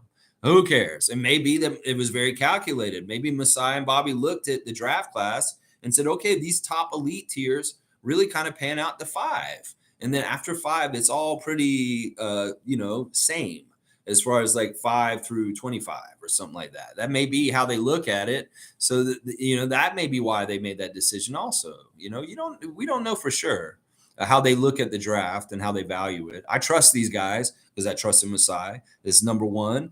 MSJ saying, hi, everyone. Looks like Fred told the truth. Good for him. But Silver is not going to like it to say the ref fucked up the game. Wow, that's said. Team needs more shooting this offseason. Yeah, we need to shoot better. And yeah, if we get another shooter, I wish Will Barton could turn into something. Who knows? I don't know how we can make this team a better shooting team overall. I don't know exactly. They got to get better as shooters individually. And maybe we make a pickup that is just bolsters it. I don't know. Could be. That sounds like the right recipe. FunGuy saying, I would not give a single shit if Celtics got him. Celtics are contending. We're way worse. Bum team that has no foreseeable contending future. Like Jesus Christ, we're healthy and falling out of play. All right, you know what, FunGuy? You're getting a strike for that. And honestly, I might give you 2 because there's a lot of egregious shit in there. You know what? I do give a single shit about the Celtics getting Jakob Poeltle because I wouldn't want to put him through that. I like the young man, that he's a good guy, and I wouldn't want to have him on that team that I hate so much. Listen, FunGuy, are you an imposter? You don't sound like the regular FunGuy today. Something's weird going on. Listen, don't get sullied down in the losing and getting all pessimistic and negative like you're sounding in these comments. Listen, so what the Celtics are contending? We're contending too. Stop sullying us. Seriously, we're still in contention for stuff and things, and maybe that our goals are a little bit different than the Celtics' goals for the rest of the season. It still matters. We still need to instill winning and trying to get success, even if our goals are tempered or changed as the season goes on. We need to give bars for Scottie and Precious and Gary and people like that to go for. And that way they can continue to try winning ways and develop in the right way. So, yeah, I hate this right now. Listen, you just talked up the Celtics. and you said that we're a bum team that has no foreseeable contending future, that's fucked up, and that is completely wrong. Listen, we could have contending future next week. You don't understand how things can turn on the dime for us this season. We've been getting ref hit job the last 2 games, and you're saying we're a bum team. You're watching this team's effort and how good we've been playing, but you can't understand that we're getting hit jobbed, and that's why we're not winning ultimately. But we are playing with really good effort, and we're really good. I don't know how to get through to you. You got to watch the game and understand the positives that are underlying. It's something that I said on this stream already. I can't believe that you can't see the positives of what's happening with this Raptors team in the long term. Yeah, you got to strike, bro. This is really bad. I'm really disappointed in you today. I'm really, really disappointed. You got to understand this league is really hard. And yeah, we're healthy. But listen, we just played against Kawhi Leonard, Russell Westbrook, and Paul George and Ben Taylor. So come on, man. Monique's saying WNBA game in Toronto, tickets sold out yesterday. Again, what a time. I'm so proud of this. And I was really hoping this is what would happen.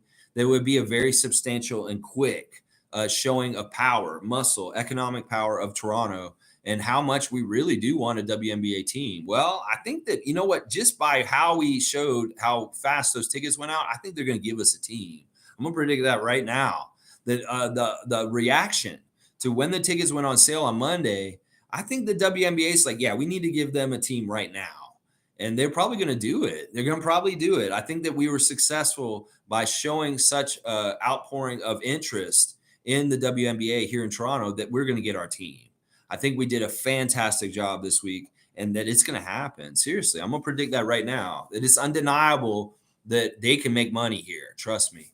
Top saying, I've been silent for too long. Sick of Pascal apologists. Pascal ain't him. He's regressed when he's off ball too. He used to cut and move. Now he just calls for the ball. His fourth quarters are scary.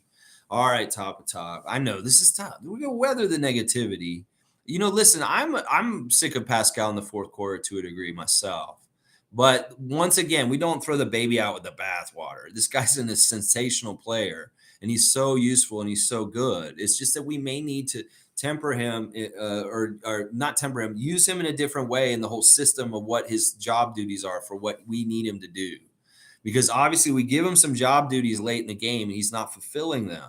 So maybe other people need to step up and get those job duties instead of him. I really, really wish Nick would have the guts to not necessarily have static starters in the game. I really want him to go with the hot hand guys, that he really should maybe look at who has been hitting the shots for the night and play them at the end of the game. Now, Gary did not play well yesterday. I wouldn't have played him at the end of the game because he wasn't shooting well already. Although you would say, okay, wait, he's a streak shooter. He could turn on all of a sudden at the end of the game and make them. I don't know. You know, Siakam was playing pretty well for most of the game. It's just that you're right. He didn't show up at the end. And one of the plays that happened was he got in the lane, and I could tell he was like looking for people to pass to because he was getting doubled. And he saw Gary for a split second, and he didn't pass it to him. He was going to go back up, but then he changed his mind. He turned around and tried to throw it to Gary a split second later, and it was too late. He should have did it with the first instinct because Gary would have gotten an open look. And because he hesitated and then he threw the ball to Gary, it was too late. And he fucked up Gary's chance to make that shot. So Siakam, you got to go ahead and pass it like without hesitating. Because if you hesitate and you go back and you do it still to bail yourself out, he's not going to make the shot at that point because they've recovered on defense and they've come up on him. Now, top, I'm not going to give you a strike, and I understand your frustration with Pascal because I feel it too. But we need to give him like some leeway and also understand his role can change as other people step up, hopefully, and take more of that responsibility. I still think he's going to be our leading scorer and he'll be our main bread and butter scorer, but it just may be that we don't go to him when the game is on the line. G saying we haven't had a center in 3 years, which has caused a ton of issues and even injuries. A big like Jakob is very hard to grab. You can't build a team saying, I don't care if other teams get better. Yeah, no, listen, you don't want to do this for the Celtics. It would have really made them overpoweringly good. And in some ways, you would just hand them the championship. That's why I really have a big problem with what you said, FunGuy. Because I don't want to hand the Celtics a championship by them getting Poeltle. So, yeah, that's a really big, bad comment earlier. Oh, my gosh. I can't believe you said that. I'm like, are you an imposter? That doesn't sound like my friend, the FunGuy out in Mississauga. G saying, wow, we hope to get a 7th pick. We'll agree to disagree on this one. No problem. Listen, let's just wait and see what happens, G. I'm with you. I totally get what you're saying. And listen, let's just see what happens. There's so much to happen before then still. And we don't know. We got to play the rest of the season. We got to play the postseason. We got to see the lottery balls. There's so much. Wayne saying Fred's remarks were just built up in frustration, and we support him. Every sentence, every word, mistakes happen. Yes, but let us lose on our own. We don't need help to lose or win. Jones said similar on the radio. Yeah. Yeah, this is the thing. Like, it's not only like you're maligning us, you malign the other team we're playing. Because look, that's Kawhi Leonard, that's Russell Westbrook. These guys are greats in the history of the NBA. And do they really need your help, Ben Taylor? Well, I guess they do, because you seem to have to help them in a close game. But in some ways, wouldn't they, the competitors, want to win on their own merit and not have to feel like the Nuggets did on Monday night and how Scott Foster handed them the game? In some ways, you're cheating the winners too. You're not just cheating the losers by making it so they can't win. You're cheating the winners from being able to win the right way and feel good about it. So, yeah, I have a problem with it for sure. FunGuy saying, gee, not sure if this is agree or disagree thing. Just saying facts. Fact is, we're bad. 2 years of tank, two tank years of 3. There's no foreseeable contending future. Cora, Siakam, and Fred. Other teams don't matter to us. All right, I'm going to say this right now. FunGuy, go and sleep. You have to go, you need a nap, or maybe you need to go eat something, or maybe you need a shower, or you just need something. You're in a very negative mindset. It's not going to do you any benefits. You want to try and get out of it. You got to catch yourself when you're really trapped in a mindset that is talking to you in a very negative voice. And that is what you're in right now. I can tell because it's coming out into your comments. And listen, seriously, you have a need right now, a bodily need to your body that you're not fulfilling. And that's why you're so cranky. It's either you got to go get a nap or rest. You may not have slept right last night, or you have not eaten yet, or you haven't eaten something yet, or maybe you're even dehydrated, bro. You might need to go drink a bunch of water real quick. Like, did you have a night out or something like that? I'm just saying, I'm trying to figure out what it is, because the way you're talking is very much from a very negative mindset that is tainted by a need your body needs right now. Seriously. Listen, I'm not gonna give you a strike because I'm worried about you more than anything. But this is all out of pocket and fucked up. This comment right here, seriously, it's not about agreeing or disagreeing. First of all, y'all are talking about the future, so there's no thing that we can say is a fact or anything. Nobody's right or wrong yet because we don't know, because it hasn't happened yet. So don't even worry about that. That's why I'm trying to tell you, stop worrying about the draft pick. Who gives a shit about the draft pick? There's nothing we can do about it right now. We'll see how it plays out. And then if you're right after it all goes down, and it goes down in a way that does seem like it's fucked up, okay, then we'll talk about it. And you can have a real gripe. But until it all goes down, it's in the future. It's pending. And there's no reason for you to get all bent out of shape about something that hasn't even happened. There's something that people say is like, sometimes people get all upset about anticipating something bad happening, and they go through all the bad things about it, and then it doesn't even happen. It's almost like you're paying forward the angst and anguish of something that may not even happen the way you think it will. I'm a fun guy. So how about that? Think about it that way. You're not even giving it a chance. And once again, we always say, trust the Messiah. Now, let me say this thing. You're saying fact is we're bad. That's not true. Listen, I have more respect for you and understanding basketball if you would say the opposite of this. We're very good. You can't see how good we are on the court and stretches and what we're doing out there, and we have a lot of promise. The more we get it together, we're going to win. I don't know how you can't watch that game and not see this in the last 2 games and understand that the referees really did hit us with the losses, and that's why we're losing. See, this is part of the problem. The referee fucks us up, even though we played so well and we probably deserved to win both games, that our fans, good fans like FunGuy, start thinking we're horrible because of the outcome. No, we're not. You got to watch the game. Bro, are you actually watching the game? Or are you just looking at the box score? Are you seeing the highlights? Or are you just finding out later? You have to watch the game and actually see what's going on in the middle of it. You will see that things are good. We're young, we're developing. Our spirit player is Scottie, and we're making mistakes, and we're young, and we're having problems. Now, seeing 2 tank years at 3, we did not tank. We were in Tampa. We were in a bad situation. I don't know how I got to keep fucking explaining the Tampa year to people in Raptors Nation that don't understand what the fuck happened that season. Can you not understand that the Tampa year is a completely unique year that has nothing to do with anything else? Can you not understand that? Because I don't know how to get that through to you. And this year is different than the Tampa year, first of all. This year is very different. In fact, we're winning better than we did in the Tampa year. So, man, I don't know what to get to you. I'm not going to give you a strike. I'm worried about you. Seriously, go through your body checklist and figure out what you have for your body right now that you're not fulfilling because it's feeding your negativity. Let's just put it that way. Let's see. There is no foreseeable contending future. Core Siakam and Fred. Other teams don't matter to us. I don't even understand what you're saying at this point. You're in an abyss of negativity. We got to pull you out somehow, some way. Seriously. G saying, fact is, we haven't had a center in 3 years who contributed to being bad. Jakob will be an anchor now and in the future. Yeah. I think part of it is that FunGuy said, well, we got everybody healthy and he's here now. Why aren't we just instantly winning right away? Because it's still getting figured out. It's still very new and it's going to take a little bit of time. Jeez. Wayne's saying our mid-range game was poor, probably due to uncalled fouls, but we weren't helping each other by setting screens. Gary needed help getting to his spots, but everyone was just watching and not moving to help. Yeah, I didn't like, there wasn't enough two-man game. We didn't see anything with Fred and Poeltle enough. Maybe Poeltle wasn't setting screens as much as usual. I don't know. It could be because of Zubac that Poeltle really had his hands full defensively and keeping track of Zubac that he couldn't do as much like off ball, like screening that he has been doing in recent games. Could be something like that. Cause I don't remember Jakob throwing a lot of screens out there.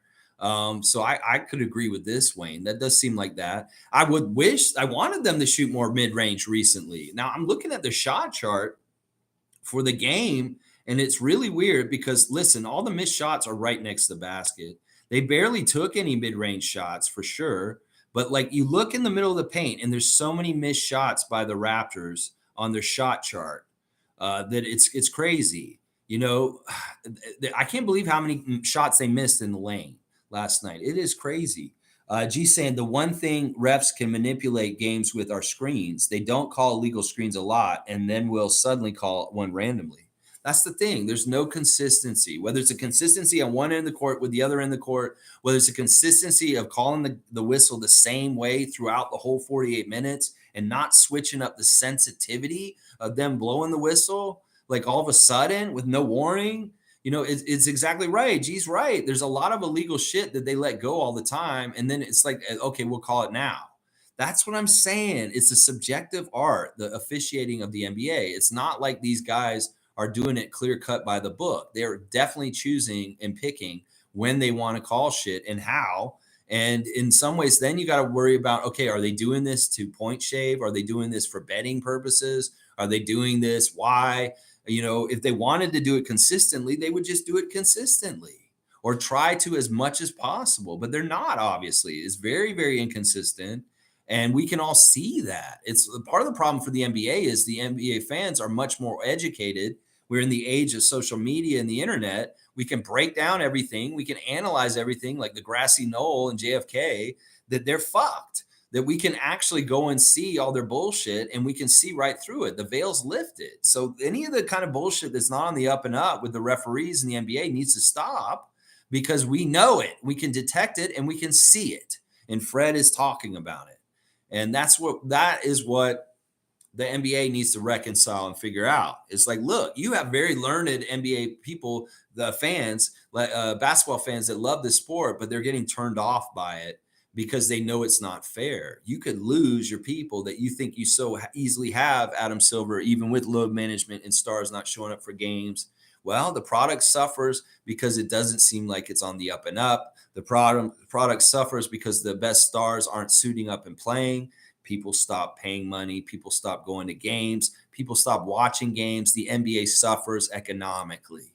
So you better fucking fix your ref problem because you will start losing more and more people. Like people that are just kind of casual NBA fans will be like, oh, it's just cheating. It's just like the WWE. Okay, well, I'm not going to watch it. I didn't really watch a lot of Raptors anyway, but now that I really know that it's unfair and biased and fucked up, I'm not going to watch it anymore. You're going to find that more and more, Adam Silver, if you're not careful. that you're going to lose percentage of people that are fringe fans just because they know it's a fucking crooked league. So, oh man. Cowboys saying, good morning, Lex. And Raptor Freaks got to go. No shade on Thad, but got to stop playing him at center. This team will be on all cylinders at the perfect time. The playoffs. Let's go. All right, Bradley, keep shining that positive light. I appreciate you, and be safe if you're working today. And yeah, no shade on Thad, but it is true. He should not be playing any center minutes. He does do good things for us still out there. But in some ways, I really see him being closer to Malachi on the bench than actually being in the rotation. He only played 5 minutes last night, and he really didn't give us a whole lot of anything other than a rebound. He missed both the shots he took. That's too bad. Thaddeus is having a rough time. And like I said, he's getting it from stupid people on Twitter, and his wife is too. It's really stupid. David saying, not saying this because we lost, but I actually had a dream last night about number one Wemby coming home. Wouldn't that be something? Well, not here. His home is not in Toronto. I don't know. That's a weird dream, David. How like real was it feeling to you? Like it's like you literally saw Wemby in a Raptors jersey. Wow. I don't know. The chances of that happening aren't very good, are they? I mean, we'd have to win the draft lottery basically, and then we would get Wemby. Maybe. I don't know. It's so stupid. I hate Wemby to a point because of all the problems he's caused this season. In some ways, I don't think Victor Wembanyama has been good for the NBA, and he's not even in it yet. Duke saying, thank God for Fred. He's the captain of this team, and I support his thoughts on the game and officiating in general. I'm still fuming from the Denver game. Yeah, it's not going away. Honestly, NBA, you should have been smart and pacified the Raptors nation instead of doubling down on ref hit jobs, because now you're just really irritating our ire. And, you could have made us feel a little bit better by not helping us, but having us like compete and be able to try and win these games fairly against the Clippers and the Lakers. That would have helped us maybe calm down and not be so upset since the Monday debacle with Scott Foster. Well, now you've made it even worse. And now our captain is publicly calling y'all out and cussing you out. And now we feel even more justified in our anger towards the league as far as the unfairness with your refs. It's like you want to put this fire out. You want to put out this PR, this fan fire of like being pissed off. And like I said, believing that you're crooked. Maybe you need to like not keep rigging games in a row with us. Because that is really making us pissed off. And you know what? Listen, we have a crazy, crazy fan base. We have very strong entities on Twitter. We have very passionate fans, and we have people that go and do things and, that may not be helpful to the NBA. So you don't mess with the Raptors fan nation because we have more powers than you think. And you may need to respect us a little more and stop railroading our team to losses. Let's see. Wayne saying we got more threes because they were giving us that, hoping we missed. They were deliberate in closing out mid-range, and we didn't fight to get in the mid-range range going by setting screens. Hence Trent's numbers. There you go. Wayne's really eloquently describing what happened, and this is so true. They dared us to take threes because we haven't been a good three-point shooting team this year, but we made a lot of them, and we made them pay for daring us like that. But they were focusing more on around the basket for sure, if not also in the mid-range also. And yeah, you're right. You're totally right about your point about the screens last night, Wayne. Where were they last night? They would have helped, especially in the second half. We needed some sloughing off of defenders so guys can get open shots, better shots. FunGuy saying, sorry, G, that's false. Jakob has been our best in 3 years, but we've had centers, Baines, Len, Birch, Koloko, Achua. Most were experienced. Jakob looks shook now that like our core. Future is grim. Wow.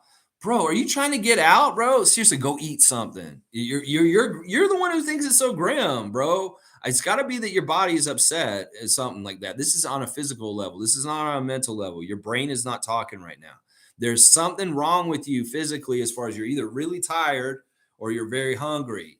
And you need to go take care of that need and things will start to feel better, okay? Because I can tell you're trapped in a negative mindset because you're not taking care of a basic need for yourself. Seriously. Future is grim? Wow. Dude, only reason I'm not giving you strikes, I would have struck you out if you were a new person by now. I want to tell you that right now. I would have struck you out. But I'm giving you a little bit of a leeway because I really like you. But this is crazy. Also, Baines is not a center. That's an insult. I almost want to give you a strike just for that. Baines was not a center for us. And these guys are not what Poeltle is. And you're saying that Poeltle looks shook? No. Listen, last night was tough for him because he got dunked on a few times, but he's still doing really, really good things for us. Man, I really hate your comments today. I can't understand you. You seem like an imposter. There's something really weird about you today. I don't know what it is. G saying those guys were horrible. Common man comparing Jakob to Baines. Really? Jakob is great. He had to deal with Zubac, Kawhi, and Plumlee. They need another big off the bench to help. Yeah, I don't know if we need another big. It's just that we need our guys to help him and do different things in different ways. There's a lot of different moving parts to why we lost last night, whether it's Ben Taylor underlying, whether it's us not shooting well near the end. There's different things going on. Yeah, it's insane for him to compare Jakob to Baines. Baines is the reason Pascal and OG had to play out of position. I had hope for Birch, but his injury made him slow. Precious is undersized, and Len is not good, not even comparable. Yeah, Birch was the best out of all of them. Precious is not a true center, but he can guard centers, which we do at our own detriment in some ways. Yeah. I'm fight the good fight. I'm totally on G's side on this one, and I'm really mystified why FunGuy's fallen off the negative cliff today. Tom's saying, "Come on, FunGuy, you are grasping comparing Yak to those guys. He is part of the process and sees his important role in that process. He's not shook, but rather driven." It's exhausting. It's tiring. This guy's fighting a good fight. And you know what? In some ways, he's playing in a different way than he has in San Antonio all season. He was laid back and he didn't have to put out much energy. He's got to play a lot harder since he's been on the Raptors. And that is going to be a little wearing out and tiring. Our defensive scheme is much more aggressive and agitative and active. And in some ways, he may be showing a little bit of extra fatigue just because the style of play is very much different than what he was doing in San Antonio. So there could be a couple of different things going on there. Duke's saying, "I want all the players that have played for the Raps in the past to speak up about the bias officiating. I haven't seen the Kawhi comment yet, but thank you, Kawhi, for speaking up." Yeah, I wonder about this. Like, is there a way to do this? Kat with her Grizzly Truth documentary, maybe we need a Raptor fan to make a Raptors documentary about this phenomenon. Maybe there's somebody in this chat who's savvy and good with filmmaking or something, or maybe just somebody in this fan nation somewhere to make a documentary of the Raptor Truth. And maybe they need to talk about how the Raptors have gotten different kind of treatment, being the only Canadian franchise at this point, and with the officiating and other issues with how we could get put at a detriment. Like, they could even talk about a lot about how we had to go to Tampa for a season because we were the only team outside of the United States with the pandemic rules. There's all kinds of different, very interesting things. And some of it will be like, yeah, well, this is just part of, like, they couldn't handle it. They had to do this to play that season, but they could talk about all the differences between being the Canadian team of the NBA and not. And that would be a really interesting documentary to me. Somebody could even say it's like, I don't know, a companion piece. I don't know. Kat is not really in Raptors Nation. In fact, she was very negative towards us. And I kind of not like her for that. I know she's friends with Monique, but I wish she had been a little more respectful to us in the documentary. Because in some ways she tried to make us look negative and like assholes. And I don't like that. That wasn't necessary. But she's such a great documentary maker. If you want to make another documentary, maybe this is the next logical step in the progression of your documentary making. Maybe you need to make the Raptor Truth. And maybe you need to orient it with the subject of what I was just describing, Kat, because you can piggyback on top of the stuff you already found out about what happened with the Vancouver Grizzlies. And you can go into even more about the difference of being the Canadian team in the NBA and American League. So, Monique, you have a direct pipeline to talk to Kat. You should pitch her this idea that I just thought of just now and see if she's interested in starting that project. That would be amazing if we had a documentary called The Raptor Truth that kind of pulled the veil on all this right now. That would be amazing. And I think Duke Rocks was the inspiration for this light bulb, because he's talking about going and interviewing all the former players about this phenomenon. Well, that made me think of the Grizzly Truth and how she interviewed all the old Vancouver Grizzly players in the same way. Yeah, go and meet some more former NBA players, Kat, but meet the Raptor players and meet the ones that are willing to speak out on this. I love that. I love that. MSJ saying Yak is great. He's a capable center. The best? No, but we don't need that. What we need is better shooting all around. That has to be the focus this offseason for Barnes to start really all of them. Yeah. They worked really heavily on shooting last summer, though, too. It's a progress. It's going to take some time. But yeah, Jakob's a very good center, and I'm so happy he's on this team. I don't understand how anybody can be sullying Jakob Poeltle. Seriously. Oh my gosh. He's been a godsend. Everything that's happened with him is amazing. And I just want to see more of him, and more great things are going to happen. Like I said, I'm predicting, and this will go exactly against what FunGuy is predicting with his comments today and negativity, that we're going to win our second NBA championship on Jakob's contract that he signs this summer. And you may think I sound crazy, FunGuy, but you watch. I'm going to probably be right. Watch. We're going to win our second NBA championship on this contract that Jakob signs this summer. It'll be in the next 4 years. Watch. Let's see. Cowboys saying, love this team. Later, Lex and Raptor Freaks. Have a great day. Everybody, the sun is shining. Let's go, Raptor. You go, Bradley. I love positive Raptor fans that believe in their team and love their team no matter what. And that if you can be like a little Grizzlies fan in Vancouver that was named Kat, who was 6 years old and just loved the team, didn't care if they won or lost, just loved the team. That was their team. She loved them. Some of us need to be more like that, honestly. Stop worrying about the wins and losses and just be a man that sticks with your team, a lady or a man or whoever you are with the team. You stick with the team, win or loss. They're going to win and they're going to lose sometimes. And we just got to be accepting of that. Seymour saying, yes, G, another 7-footer would help. Poeltle was in a 2-on-1 matchup all night with Plumlee and Zubac. Had him once put on our jersey. You're going to be the underdog every night. The refs have it out for us now. Maybe. I don't know. We'll have to see, because Fred's publicly said this. If we have some sort of weird calls, once again, now more than ever, ref report in the preview tomorrow morning. Yeah, I'm going to look at this, and I'm going to be even more wide-eyed about looking at the refs and understanding personally that something like Ben Taylor and Fred could be going on the download that I don't even know about. In fact, I may need to start keeping track of who's giving who texts, just like how Fred said, well, he's giving me all my texts this summer. That may be the easiest way for me to track personal vendettas refs have with certain players. And of course, I'm not going to do it for the whole league. I'll only do it for our Raptors, just so I can really understand who possibly is having a problem with certain refs. Let's see. FunGuy saying Poeltle has 100% been shook last few games. No, that's bullshit. His confidence is dipped and guessing and panicking with ball. Typical rap system in players only could get worse. Confidence is key, and our system ruins it. You know what I'm going to do? I'm going to do something different. I'm not going to strike you out and get you off the channel. I'm putting you in timeout, bro. You're going to timeout, and I'm done with you for today. FunGuy, I'll see you another day. Hopefully you can recharge and refresh and maybe get back into some positive vibes, because, man, your energy is really bad today. And I don't want to outright send you off, but I'm going to put you in timeout for the rest of the day. I don't want to read any more of your comments. I just feel like that's just too much, man. That's just too much bullshit. I'm sick of it. All right, let me see. Where am I in the comments then? I just did that. Okay, here I am. Right here. I think it's MSJ. You got, all right. I love this. I love what MSJ is doing here. He's saying you got to know when to hold them, know when to fold them, know when to walk away, and know when to run. Ref's gonna be counting those points. They be counting up them points for when the game is done. It's like Kenny Rogers, the gambler, MSJ. Awesome. I love that I count on that. I caught on that right away of what you were doing there. Yeah. Okay. Yeah. There's a little bit of gambling going on, is what MSJ is saying. A little bit of gambling. Trevor's saying that the refereeing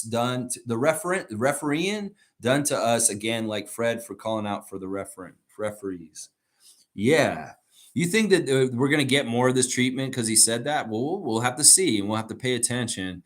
Hopefully the refs will maybe be like, you know what? Maybe we are too tough on these guys, and maybe we'll be better. Oh, Fred, he's really upset, and maybe something will happen. Listen, in the past, Nick Nurse has called out the refs and gotten fined, and there has been a change. In fact, that's a tool he uses sometimes in the playoffs. Like if the refs are really bad in the playoffs and they're screwing us over, he will catch a fine and criticize them. But then all of a sudden, magically, we get better calls in the next game. So we'll have to see what the reaction is with this. I know we're not going to get Ben Taylor again, and it may be very interesting to see what happens the next time we get Ben Taylor as a ref, since Fred would put him on blast so publicly. But we'll have to see. This may actually help us with calls because Fred did this yesterday. It could. It could. There's a possibility for sure. Infamous is saying we just need to get in the playoff. Anything can happen in the playoffs, such as injuries, suspensions, etc. Yeah. Yeah. And in some ways, look, we could be real good spoiler and we could do some crazy ass shit that could really hurt the Celtics if we end up playing them in the first round. We could end up, listen, think about how when we played the Sixers, last year, there was a lot of ugliness at the end of that series and some fucked up shit happened. They left them beat out there on the court and he ended up getting an orbital bone broken. And that really much affected the next round. So listen, we play the Celtics in the first round. I'm not saying anything specifically, but things happen. Let's just put it that way. The things happen. Yeah, yeah. Mike Byers is here. Good to see another new name. 9:30 a.m. every morning. We're talking Raptors here. So if you like to talk Raptors, that's what we're doing. Gary got sat on the bench right after he started hitting. I hate how that man gets treated. A lot of people, and I understand Jordan Bolton on Twitter, one of his best friends. A lot of people are like weird and they're upset about how Gary's getting used in certain ways. I know last night's weird because he didn't do anything in the first half. And then he started getting going in the third quarter a little bit, but really he didn't substantiate anything, honestly, in the game to really warrant getting minutes in the end of the game. Now, I know because of the nature of the way he plays, he could get on all of a sudden at any moment. In some ways, Fred gets that kind of allowance himself. But it's a weird situation. Like Nick has said, he has 6 guys he could play at the end of the game. And in some ways, it's really dependent on need the most. And in some ways, he thinks that some of the things that Gary does is already taken care of by guys like Fred, OG, Scottie, even with his threes. So he wants the really good defenders. And, if he could sit Yak, he would. But he can't in the last 2 games because of Jokic and Zubac. That if it's 5 guys he can play, he can't play 6.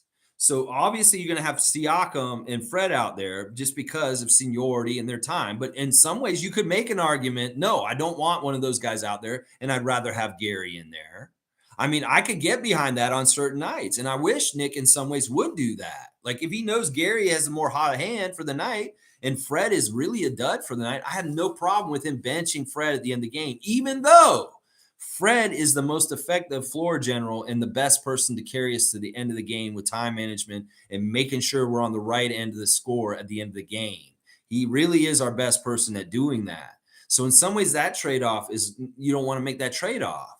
Well, then, all right, if you're going to bench Siakam for Gary, okay, maybe if he's not playing really well, but then again, also he's a huge magnet and threat. And he draws a lot of attention. And in some ways, he makes the other guys better. Okay, so maybe you can't take him out for Siakam. All right, we'll take him out for OG. OG is the best defender on our team. And he honestly can do a hybrid of things to help us at the end, like hit a big 3 all of a sudden and also play really exemplary defense. So you don't take him out for OG. Well, then you get the Scottie. Do you take him out for Scottie? Well, in some ways, I'd say maybe, yeah. Maybe you do take him out for Scottie, but we do see Scottie have these fourth quarter amazing plays and how he does things at the fourth. And in some ways, we want him to have the experience of crunch time more and more. Part of it could be that maybe Gary isn't a part of our future after this summer because we do know the writing's on the wall. I don't know. There's all kinds of different reasonings to this. I think he's just the odd man out just by specific need on certain nights. That if there's not a big man center on the other team and they're playing small against us at the end of the game, I'll bet you he gets the spot instead of Jakob. But if there is a big guy out there that we just got to handle in certain ways, like Zubac or Jokic, then it's necessary for us to have Jakob out there to a degree. So that's what it is. It's really, I wish Gary could play clutch time in the important times. And he has in recent games when the situation allows it. But the last 2 games have not been situations that have allowed it. And that's unfortunate. It really is. So he's not getting treated poorly. I think that Jordan Bolton is really over dramatic about the things with Gary, and that people shouldn't be really like mirroring or echoing him as far as how they feel, how Gary's not in the game at the end of the game and stuff like that. Nick is using the weapons on his team as he sees fits and making the decisions. And that is just what the players have to respect and understand. Now, sure, we understand Gary's a very clutch, good bucket getter. And in some ways, I would be like, Nick, play him. And I can totally get behind that. But you got to understand why he's not doing it. It's because he's got other guys that are ahead of them in the pecking order that are more effective overall in different ways that are absolutely necessary for things that we need to do at the end. And that in a way, Gary's a luxury instead of a necessity at the end of the game. Does that make sense? I try to really illustrate this whole thing with Gary Trent in the end of the game and playing time, and trying to give the reasoning for why each of the other five guys may be more important to be on the court than him at crunch time. Now, I would, if I had my way, we would have Jakob on the bench at the end of the games, and Gary would be out there at the end of the games. That's my opinion, but I understand why he had to leave him out there because of the big centers, and that makes sense. Shere Khan saying, rewatch the whole scene with Fred and Ben. No way near Ben when Fred was talking to his team. This is some BS with refs, not real techs. Just babies getting their feelings hurt. Scott and Ben just quit. You know, there's something weird going on. Like I said, like the whole thing with Scottie and his tech and the way you just went and reviewed and looked at when Fred got his. Yeah. And I remember when he got it, Fred came to him and he's like, wait, what did I say? What did I do? You know, Fred's smart. How many years has he been in this league? He's not trying to catch techs. He's not doing anything any different than he usually does. And they're really being ultra sensitive, and they're really coming in looking. It's not like they're coming in saying, fuck you, ref, you fucked up the call. No, they're saying little innocuous things like they're cheating. We got to just get through this bullshit. That's all they're saying. They're saying little comments like that. Now, could you ask Charles Oakley or Raptors or different people from the past how much they could get away with and saying on the court before that line is crossed and the referee would start calling technicals? They may be laughing at how sensitive and hair trigger the referees are at this point. They would even say the referees are soft. Oh my God, that referee's so soft that he called a technical on him just saying that, they're cheating. That's all Scottie said. They're cheating is basically what he said. And Fred said, we just got to get through this bullshit. And that's getting technicals. Those are the two statements that got technicals. That's crazy. That's absolutely crazy. So what's it going to get to the point where they can't even talk? They can't even say anything? They can't even emote or say anything? That's what it seems like. I mean, really, Raptors, it may be the point where y'all just got to be mutes. You can't say jack shit on the court. Because it's like, you said the word the, Fred, technical. He said the. He was about to start his sentences. He said the, technical. Is that what we're going to get to the point? Word speak police, 1984, you motherfuckers. Is that what we're going to get to the point to? George Orwell shit, where you are telling us what we can and can't say on the court. You can't say the word shit anymore. You can't say the word cheat. You can't say any of that. You really? That's what's fucked up. Oh my gosh. Fiercey saying, good morning, fam. Disappointing loss yesterday. Didn't keep the momentum as we were on at first, then fizzled and kept missing shots. Thank you, Fred, for speaking on horrible officiating. Yes, thank you, Fred. We appreciate you for sure. And thank you, Fiercey. Monique is saying, what did you think of the 905 International Women's Day court jerseys last night? Oh, good question, Monique. You know, they're nice. They had flowers on them. And I like the idea of the flowers are to give flowers to women for their accomplishments and the things that they do in life that are great and stuff like that. Like, they were nice jerseys. Honestly, the set of jerseys that have been coming out for 905 in the last couple months are fantastic. You had the Chinese New Year's jersey. You had the Black Heritage Month jersey. You had the Saga Welcome Mississauga jersey last week, and then you had the women's jersey this week, and they're all very nice designs and very cool. And some people in Raptors Nation are like, why can't we get these cool ass designs and great jerseys for the main Raptors? Like, our jerseys are kind of weird, like our alternate jerseys and our city edition jerseys. They're cool. Don't get me wrong, but these ones on the 905 level are actually really like slick looking and really nice designs. I still think that what we need to do is let Casey Bannerman do our City Edition jersey and let him do it in that crazy cool comic book style that he's been doing lately. Some of the jerseys have been so crazy and weird around the league. I think about that Washington Wizards Pepto-Bismol pink and blue jersey that we saw recently. It's so crazy. That if there's allowances with design and color and different interesting things that teams can do with their jerseys, because obviously it doesn't matter what your team colors are. You can go and make whatever fucking jersey and wear it in the NBA these days, it seems. I would love to see artists like Casey Bannerman get involved in actually like doing it that way. I think it would be so amazing. But he said he can't do it for some reason. I think it's contractual and it has to do with Nike or something. I don't know. Casey Bannerman needs to do a Raptors jersey. Let's just put it that way. Let's see. G Sam would like to see Doughton and Weezy on the team at some point, but like that, they're getting their reps, pushing for the playoffs in the 905 Coloco too. Yeah. Weezy didn't have a very good game yesterday. He missed a lot of shots, but Doughton was fantastic yesterday for sure. Hopefully they can win tonight and even this series, this 2-game series with Delaware tonight. I'd like to see that. I really would. Callie saying, I honestly feel so frustrated with Pascal lately. He seems so passive and not playing tough. Wish he could play with the same energy as Chris. I don't know, with biorhythms, sometimes your body, I think he's been sick, seriously, and he's just getting over something. And he looked better last night than he did in other games recently. Like he's looked really tired and not right other games, but he looks way better in the last game. So I don't know, I'm hearing noise over there. Let's see. Tom's saying, so of course we didn't know Will was going to get sick, but sure would have been nice to have another guard last night. Eric Flynn was hoping his boy Malachi was going to get minutes. Nick says no more of that guy. I don't know, Tom. I think you're putting words in his mouth. I don't think any of that's accurate. I hate that Will was sick. It was bad timing, but I don't know how much he would have helped us last night. I'm not even going to go into this route or line of thinking. Malachi's not getting to play because he's a utility end of the bench just in case we need somebody extra. That's all he is. He's not going to get to play right now. He's the very end of the bench, and he's just there just in case we need another warm body for whatever reason. I don't see him getting to play much for the rest of the season. We've seen what he does and what he can do. He may get to play in the playoffs for situational things, but I don't really see him getting played in the playoff season. You okay? Okay, so this Adriana's in the kitchen making a bunch of noise. Dan Keeler's here. Good to see Dan. Every morning, 9:30. Always good to see a new name. I've been loving Yak so far. He seemed like a weird fit at first, but he's clearly here for the team.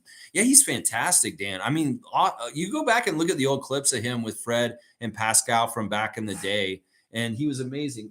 Can you just at least try and keep it down? All right. She's like banging around in there. You know what? I'll try and finish up very soon. If you can just wait for like 5-10 minutes. I'm almost done. I'll really try and get this done quick. All right. Jakob's awesome, Dan. I love Jakob. He's becoming one of my favorite Raptors again since he's been back. He really does a lot of the grunt work, the tough work that goes unsung. And I wish that FunGuy would see that better right now. Mike Byers is also saying, when we swing and move the ball, we shoot well. It's when we ISO and kick over and over again, we shoot worse. And we pull Gary from the game as soon as he starts hitting. He's only the second best shooter. In some ways, he's a best shooter. In some ways, I think he is. Yeah, I get what you're saying. That's totally true. Like, I hate the ISO ball. I really do hate the ISO ball. It's gotten to the point where I hate it so much. And I just wish that they would really play as a team and absolutely always touch the ball. Each guys go around the horn or somebody. I want like 3 or 4 of the Raptors to touch the ball every single time down the court, if not 4 or 5 of them. And I really think the key is like getting Jakob to get able to touch it in the middle. If you can throw the ball to Jakob in the middle, and he can be a little bit of a director, kind of like Marc Gasol used to do for us, good things always happen because he's either seeing a cutting Scottie or OG and somebody's moving off the ball of him and he finds them, or he can kick it out to Gary or Fred who's outside and they need a 3. Or if he really realizes he has a smaller player on his back, he can take it himself. I think that is a really big key thing that Nick should really try and do as much as possible is get the ball in Jakob's hands at least once every possession and let him kind of be the hub of working off of, because it makes it absolutely necessary that there's a 2-man game involved if Jakob's involved.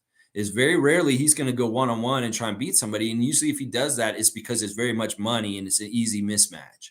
But otherwise, like, why aren't we using him like Jokic? Why aren't we using him more like Gasol all the time and letting him be the hub for our offense? Because only good things happen. I would say Scotty should be the hub of our offense. He could do it in the same way if Jakob's not out there. Jakob's sitting on the bench, and you don't even need to, you can continue to do that same offense, except Scotty's in the center now all of a sudden. He's doing the same damn thing that Jakob would do if he was in the game. So I think that's the quick fix for this. I can tell you really care about Gary, and I do too. I really love Gary, and I think that he's such a good offensive weapon that we don't totally utilize efficiently. And that maybe some of the things we're describing and what Mike's saying here can help him get going better and easier. You know, he's had a couple dud games recently, but for the most part, he's been super, super consistent, whether his role is as a starter or off the bench. And I really am proud of Gary this season. He's been the ultimate pro. And I understand, like, look, he's got to follow the direction of the coach. And it may be that we're like, okay, put Gary in. But it's Nick Nurse's discretion. And Gary's really the ultimate pro. He's going to trust his coach and understand, even if he's chomping at the bit on the bench and wanting to be out there. Trust me. Duke saying, who knows what transpires next season? I personally feel the Raps have the talent to be a very good team. Bobby traded that pick most likely knowing the Raps aren't in the lottery next season. Yeah. We shouldn't be in the lottery this season. We shouldn't have been in the lottery this season. If things had gone more correctly and smoothly, things hadn't gotten derailed. You know, in some ways, listen, you know how I've described ref hit jobs? Like, we have ref hit jobs in the game. Well, we've kind of had a ref hit job or an NBA hit job for this whole entire season. Let's say there's an NBA game. Well, there's an NBA season. Well, we got an NBA hit job for the season, whether it's the schedule, the way they schedule it. In fact, I'm going to tell you all about the next thing that's fucked up that they do to us every year that I think is so wrong, and it's going to happen this weekend. We're going to play this game against the Lakers tomorrow night, and then we travel back to the East Coast, and we play the Nuggets next Tuesday. Well, what happens this weekend is we have the time change, and it's spring forward, right? We lose an hour. Well, think about this with like jet lag and changing time zones and flying around, and know that exactly this time last year, the very same fucking thing happened. That when we come back from a West Coast road trip, it always has to coincide with the time change and the leap forward of the time where we lose an hour. And this has been calculated by the schedule makers to happen to the Raptors 2 years in a row. And guess what? On both of those times, we end up playing the Nuggets in our home game against them for the year when we come back. So in some ways, they negate any kind of home advantage we have against the Nuggets next Tuesday because it's the first game back from a road trip. And not only that, we're doing some crazy ass shit with the time changing and time zones coming from the West Coast back to East Coast time. And this, to me, is very, very calculated by the schedule makers.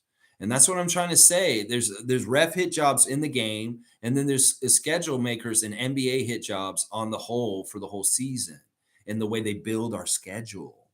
So that's what I'm going to say. Be ready for this weekend. The time's going to change on Saturday night, spring forward, and we're coming back and switching time zones coming back, and we're playing a team that is already going to be adjusted. Listen, Denver is going to be in Minnesota and get to adjust on Friday night or something before they come to see us. They're getting to adjust slowly to the time change coming back.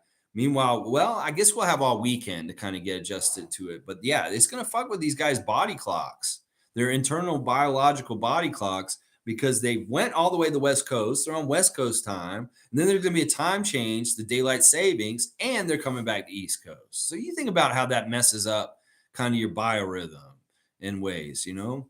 Let's see. Cool Cat saying fans are lacking patience for our next chip, unfortunately. Immediate gratification instead of the journey to success. Yes. And maybe we'll be the wise ones, the Raptor Freak cult, of knowing that building something that's worthwhile takes time and takes anguish and takes pressure and takes different adversity, takes ups and downs, takes success and failure. There's all that is involved in it. And part of the fun is the journey. And I wish that that's what fans could get behind. Like, listen, there is a really good to be a win at all cost fan and really want your team to win and be successful. but there's also just being a fan and riding the waves of being successful and unsuccessful with your team. And I think that that's a part of the problem with the Raptors nation is that they don't like being losers. And if there's any losing, they have no patience for it. And I think that they need to fuck off because listen, the NBA, it's like, there's two teams. One team always loses, one team wins. And you can't always be the team that wins no matter what. So I wish Raptor fans would stop thinking about, first of all, the instant gratification side of things that Cool Cat's describing, and then also about how you think about winning. Of course, we want to be a winning team overall. Of course, we want to win championships. We want to build to that. But there is always going to be losing a percentage of things also. And how much of you have patience and acceptance of the losing that comes with winning also, the yin to the yang. Do you have that? And I think that Raptors Nation needs to learn the lesson of that a little bit more too. That there is a yin to the yang, and it's all natural, and it's all a part of winning. Is losing is a part of winning also. Country Kong saying, "Good morning, Raptor freaks. What an interesting game we saw last night. I thought we started the game extremely well. Clippers made great adjustments. I got here late, but thoughts on Fred's interview?" Yeah, they did really good adjustments, and Nick talked about that. He said that they're very well organized. They're a good team. They're very talented. They shot well. They did a lot of good things to make it them win at the end. And of course, there was a little bit of underlying hand holding by Ben Taylor and the referees also. I think that Fred's great. He's a hero, and not just to Raptors fans, to NBA fans in general. That he had the guts and the balls to speak out like that and take a big fine. Well, a lot of people think of him as a hero, and that's not just Raptor fans, Sixers fans saying it too. Other fan nations are saying, yes, Fred, you stood up and you said something about the bullshit that's happening with this league, and we appreciate you for it. Yeah. Let's see. Jason Williams saying, 80 strikes. I hear you, FunGuy. Yeah, I'm going to go ahead and, I didn't read any of those comments. That's funny. It is whatever. I don't understand why he's so upset. I love you, FunGuy. Dude, you're my Mississauga dude. You're one of my 9 to 5 guys. You're my big man out west. I don't like seeing you in such dishevelment and so upset. It's not worth it, FunGuy. Seriously, listen to your body right now and see what it needs. You may just need some water. You may need some of this good old H2O. You need to replenish your fluids. Because maybe you're a little dry inside and you're a little irritated and you're angry because you're not enough water in you.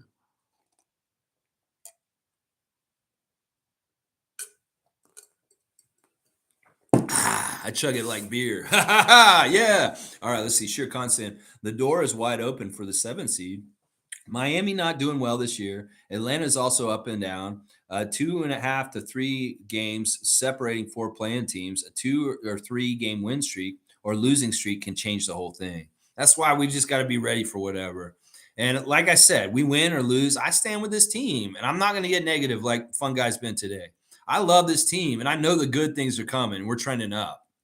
It's not that we're trending down. The good things are going to come in the future. They may not come this season, but they're coming. Trust me. I've seen the future, and it is in Scott Wayne Barnes. Seriously. Infamous is saying the Raps are trying to develop a winning culture, not a culture of losing and being a treadmill team such as OKC and Detroit. That's exactly right. Infamous is right. Philadelphia had a hard time pulling out the mud after a losing mentality of tanking to get high draft picks. It's not a smooth transition. You have to train your team again and get out of a whole bunch of bad losing habits to get out of tank modes. And it's not a way to win. It has not been successful for Philadelphia. So I'm like, why do you guys want to tank? It doesn't make any sense. It's not a proven winning strategy. In fact, it's a way to make your team worse and bad for years and years to come. How many of these teams that have been bad and, have gotten draft picks have gotten better? Houston, Oklahoma City, Orlando, Detroit. They're still all down near the bottom right now. We don't want to be like them. We're better than them, and we're above them, and we don't want to be like that. So tanking is never an option. Never an option. It's always a winning culture, like Infamous is saying. That's what we're about. Fiercely saying, I watched halftime on ESPN just to get a sense. All they did was praise Kawhi. Barely no indication on our first half efforts. Yeah, the ladies at halftime on ESPN were weird. There were a couple of things I like what they said. I mean, Megan said that, the Raptors have been trending to win games in the clutch better than the Clippers. She kept quoting the record of us in close games recently. and the Clippers' record in close games recently. And I thought that was fine. But, they're going to put some shine on Kawhi to a certain level because he is a superstar in this league. I didn't really have any problem with the ESPN broadcasting last night for the most part. Scott Van Pelt pissed me off. And then, Mark Jackson talking about the Raptors are going to go out and party and be all screwed up for the Lakers game kind of pissed me off. But other than that, they were actually really very respectful, and they were really talking us up. Like Mark Jackson had so many good things to say about our team. He really likes Scottie. He really likes OG. He really likes Fred. He likes Pascal. He likes our team. They really like our team. And Mike Breen was very fair. I don't think he was like throwing shade or anything. They were very fair. And once again, they were more honest about the Scott Foster incident on Monday than our own people like Jack and Paul Jones and Sherman Hamilton. They were way more honest about it and way more critical of Scott Foster than Scotty Barnes in some ways, than Jack Armstrong was. So I appreciate that about them also, that they called out Scott Foster at the end of the game. They said, Mark Jackson said straight up, he said, I don't like seeing NBA games decided by officials. And that's what happened on Monday night. That's basically what Mark Jackson said on the broadcast last night. So I had no problem with them for the most part. And they were pretty fair. They gave us a lot of shine in the first half. When we were winning, they were speaking so kindly of us and speaking all our attributes and good things. Evelyn saying, hey, Raptor Freak family, have you watched Untold documentaries on Netflix, the Tim Donaghy series? Yeah, that everybody should go watch that, especially because of this week. And if you have not watched it, definitely watch it. Untold, it's on Netflix. It's about Tim Donaghy and what the scandal was and Scott Foster's linkages to it and how the referees referee and how they're shady. Definitely go watch it if you haven't watched it already. Thanks, Evelyn, for bringing it up. Shir Khan saying, I'm a fun guy. This is the second year of core development. First full season with Gary was last year. Precious as well. OG also breaking out last couple seasons. Boucher as well. Years 3 and 4 will be awesome. Yeah, listen, this is the thing. The one core problem I have with FunGuy's pessimism today is this. You think that we're going to be worse and we're getting worse and worse and their core is going nowhere? You're crazy, bro. You're absolutely crazy. They're a young core and they're getting better. And you listen, what do we do? What's the alternative? What do you want us to do? What fixes this? Tearing it all down and starting completely over? No, that's not a smart thing to do. We have really good things going and good assets. And most of the league, it's very attractive. Like a lot of people really are jealous of our situation and what we've got going with our team. I wish you could see that in their eyes instead of thinking that it's so bad that we're going nowhere and that it's so futile. That's crazy. You're really in your own head and you're projecting from inside yourself and how you feel. And it's not the reality of the situation. Trust me, it really isn't. I wish I could help you get out of the darkness, bro. I really wish I could. Fiercely saying, whoever trash talks Jakob are big time haters. His presence is clearly beneficial to our team. He's what we needed for years now. Yeah, Fiercely, sing the gospel. That's the damn truth. Anybody who's coming after Jakob, I'm like, okay, you have no credibility on knowing anything about basketball. And then also you have no credibility of understanding what the Raptors need or want. And now that we got these fulfilled from him coming, like, what the fuck are you watching? I mean, it's crazy, Fiercely. You're exactly right. He's clearly beneficial to this team. Shir Khan saying they have gone automated in tennis and replays are definitive with minimal BS. Refs and players have agreed that sensor replay results are final, even when not calibrated properly. Less ref bias that way. That sounds like a dream, Shir Khan. So maybe tennis is in the cutting edge of the automated refereeing and official decisions. This is fantastic. I mean, it does make sense because it's a court with the lines and you just need lasers. And that way it's not your eyeball. You could perceive it and be wrong. It really is cut and dry because it's the sensor that senses whether the ball is within the line or not for a tennis match. That's brilliant. And hopefully this technology will be figured out to be able to go and expand into other sports and be utilized in other ways. I think basketball may be one of the last sports because it's so crazy with the motions and the variations of things that can happen on the court to be measured and how that you do fouls. But I'll bet that they could figure out how to do it at some point. But it may be not as simple as the lines of a tennis court or a strike zone in baseball. Because you got to think in like how much contact, how strong the contact, and all that kind of stuff. How will it sense that kind of stuff? I don't know, but I'm sure the technology will be there at some point, and maybe sooner than later. Randolph saying we are one go-to player from being a killer team who is a bucket getter. This summer is key. Yeah, I believe this. We just need more bucket getters, more capable scorers for sure, and we'll be there. Dan saying the Raps are being treated like a spouse who gets smacked up and then told not to talk about it. Holy crap! Dan's really illuminating with a crazy example, but it's not unfair or untrue. It is very like fair to the situation. That's seriously it. Like it's seriously like that. Like we are gonna fucking mistreat you and treat you horribly, and you better shut up about it, or we're gonna hurt you about it, like with your money. And this is so true, Dan. This is fascism. This is the epitome of what fascism is. When there's a big organization that doesn't allow people to speak freely about it and the issues with it, and they punish them and they silence them, that is the epitome of a fascist system. And that it can be like taken from basketball and sports. It's the same thing in the NFL and applied to real life in society and laws and rules. And like that example in sports is a harmless way in some ways. It's not harmless because it's hurting our team, but it's a harmless way with no huge repercussions of like suffering on the populace. But if you can apply the principles of what we're describing with the NBA into real life with us in society and like how, we're governed by leaders, then you can understand where we might be if you see that kind of behavior in that arena, then it's fascism. That's what I'm saying. If they're taking away our rights to speak out on issues, or journalists or anything like that, that is what it is. And sports is a good example in a microcosm of those kind of things working for how we may need to be careful and look out in our in regular lives of like that kind of behavior. You can see that behavior in the NBA. If you see it in the government of where you live, know that that's what it is. So let's see. Shirkan saying the value in a draft pick is in the eye of the beholder. Do we think Houston, Oklahoma City, San Antonio are going to use all their picks? Heck no. Raptors did best possible move and turned out even better because they stole it from Boston. Laugh out loud. Yeah, Shirkan's exactly right. Listen, it's not quantity, it's quality. These Oklahoma City has had so many draft picks in the last few years. It's insane.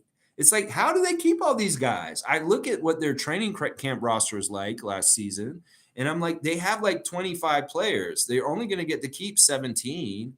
So they're going to cut 8 guys, and they're going to just either be on the G League or they're just going to be free agents to go somewhere else or whatever. It's just not efficient. It's like being like Scottie last night, shooting 6 for 21. That's not efficient. You're taking 21 shots and you only made 6 of them. Well, that's the way I look at drafting. You're going to take 20 draft picks, but you're only going to get 5 good ones out of it. I would much rather have quality over quantity. And that's why I'm saying having a whole bunch of draft picks is folly. You can have like 1 or 2 a year. One maybe is all you need, really, because you just want one good guy coming in, like a Koloko. We get Koloko in the second round. He's like a first-round pick. That's what I'm saying. It doesn't matter to Masai and Bobby. They don't have to play by the same rules as the rest of them because they're smarter. And they make the best of whatever picks they get. You think about their picks, their home runs, usually they're not duds. They don't draft a guy like the Vancouver Grizzlies did back in the day, and they're just awful draft picks, and they don't pan out. These guys are picking winners. They pick OG Anunoby. They pick Pascal Siakam. They pick Jakob Poeltle. It's like OG said in the bubble, I don't shoot to miss. Well, Masai and Bobby don't draft to miss. So they very much take quality picks, few of them, and they make sure they make the best of them. Scotty Barnes, Christian Koloko, Delano Banton, OG Anunoby, and then when they get the guys, they know that they put the work in, and these are the guys they want. They keep them. They retain them, as Masai said. We like to retain our players because they're an investment. These are guys that we already sussed out, and we know these are the guys we want character-wise. We did all the analytics. We looked at their personality profiles. They're winners. They care about winning. They're hardworking. They're good quality character guys. They're not going to get in trouble outside of things. Boom. Why do we want to switch guys in and out so much? Because we've already did our homework. We've already decided this is the core. These are the guys we like. That's what I'm saying. People got to understand Masai and Bobby are very calculated, and they're not fucking around. They're not trying to have excess or inefficiency. They want to have excellence and very, very, like I said, excellence and not in quality, not in quantity.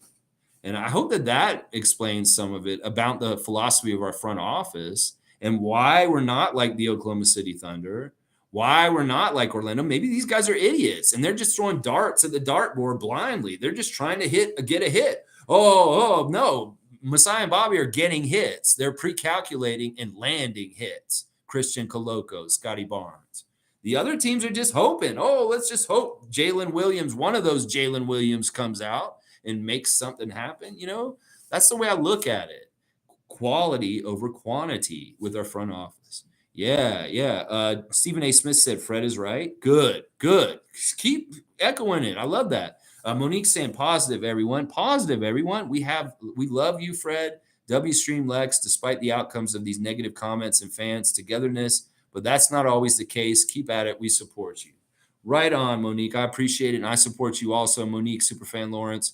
I really do appreciate it. Yeah, listen, let's not get bogged down in negativity. Please, FunGuy, take care of yourself, whatever it is. Maybe you need to go take a big shit. You don't even realize it. There may be something inside your digestive system that's ripping you up and making you irritable, and that's changing your whole outlook on everything. And once you get that out, you get that shit out, maybe you'll feel better. Maybe you'll feel way better. And then you'll be like, holy shit, you were right, Lex. I just needed a nap, or I just needed to go to the bathroom or something like that. I don't know. Shirkan saying top 5 picks are all set with Wemby, Scoot, Miller, and Thompson brothers. Next 5 are pretty decent with Smith, Walker, Whitmore, George, and Black. After that, it's wide open with 11 to 20 range. Really like Wallace. Cool. Thanks, Shirkan, for kind of giving me a primer on what the draft class kind of looks like with the depth and the tiers of the quality of talent. So Leonard Miller is actually like 3rd prospect now, right behind Scoot and Wemby. He's who I would love us to draft this summer. I know he's continuing with the 6'9" vision, and maybe he's doubling down on more of what we already have, but he's just a badass. In fact, he looks like OG to me at times out on the court with some of the things he can do with his skills and stuff and his size. And he's a little bit taller than our guys, actually. He's closer to 7 foot than 6'9" in some ways. So and plus the Canadian, the whole part of that just really looks good. I don't know. If I had my pick of anybody that's coming up this summer that we could get, I would love to have Leonard Miller in a Raptors jersey next year for sure. Dan saying, I was really let down by the take Jack and the team took after the Foster BS. I know. I don't know if it's like damage control by the NBA. They're saying, look, y'all's media needs to calm the Raptors fans down and let them know that Scott Foster is not wrong for the situation and make it more like it seems like Scotty was kind of out of pocket for it, whereas that's not the case. I mean, anybody with 2 eyes and just a brain can kind of understand what happened in that situation on Monday. And they know that Scotty didn't do anything that bad to get thrown out. Okay, maybe give him 1 technical, Scott Foster. But I think that, once again, people aren't realizing the shock of the audacity of him throwing him out so quickly with no warning is some ways is a play that hurt us because we're all like reeling from it. Like the team's reeling from it. They're all kind of like, wait, what the fuck just happened? And they're distracted from the game because one of the key players that was in the game just now is out. And that is what I'm saying, the final move. Like when Foster does that, that is a finishing move because it completely throws everybody off. First of all, Nick Nurse has got to go get a sub and get them in. And everybody's kind of like, what the fuck just happened? And maybe they're not as into the game with their head, partly because of it. That's how insidious it is. It's like, I don't give a shit if he said something under his breath. You give him 1 technical, give them 1 free throw, but you don't throw him out. And I think Jack Armstrong supporting that they threw him out is like really fucked up and wrong. And I'm with you too, Dan. I was really disappointed with our guys. And on the other hand, I was really surprised to hear the ESPN people on the national broadcast for the States standing up for Scotty in that situation more than our own announced team. That's crazy to me. Wayne saying, not having no Yaka bashing logically, Clippers are a veteran team. Our core is average, probably 27 to 28. Not having no Yaka bashing.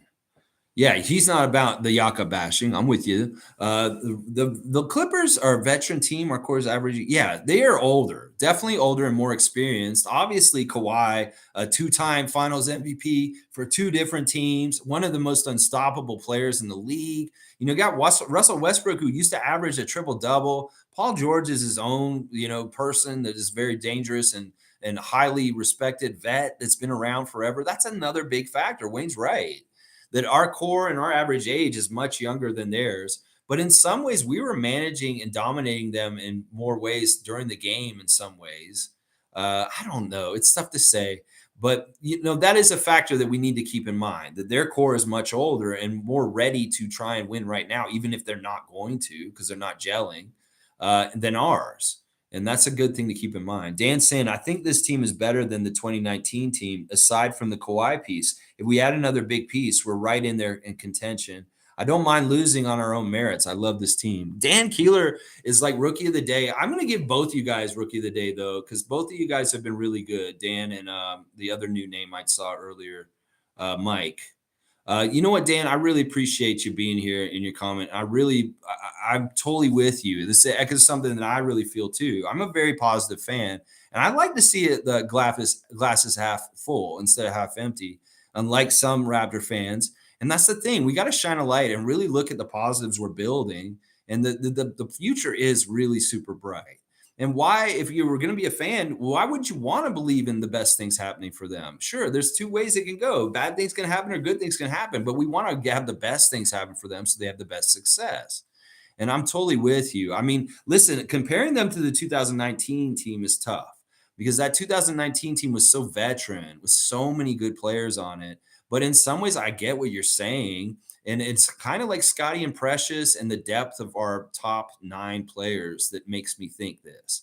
Like if you go the top 9 of the championship team, in some ways, when you get near the end of that 9 rotation, it's not as talented as bumping into Gary Trent Jr., Precious, and Chris Boucher at the level they're playing as far as like our bench at that time. So that's interesting to me. But the savviness and vet of Marc Gasol, Danny Green, Serge Ibaka, that is once again getting back to Wayne's comment, the veteran level of the age that is the difference. So I don't know. That's tough. I'd say they're closer to that championship team than most other editions of the Raptors in their whole entire history.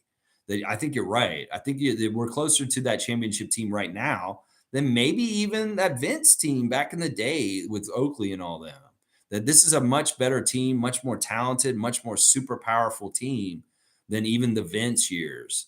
And some people may be like, you're crazy. They had Antonio Davis, they had Del Curry. Well, we had way better talent now than we did then, even. Seriously, overall, is what I'll say.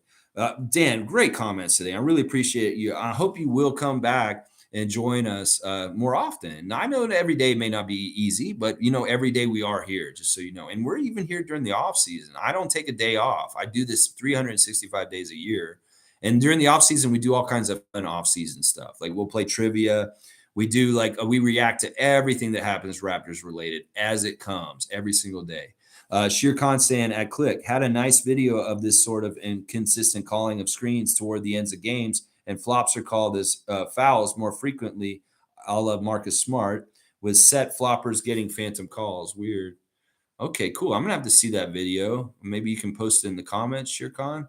That'd be good. Forgetful saying NBA doesn't need to put out an order. Getting and keeping a media contract imposes its own discipline. Doesn't need to put out an order. Getting and keeping a media contract imposes its own discipline. Are you talking about as far as the Sportsnet guys, why they're not talking about this?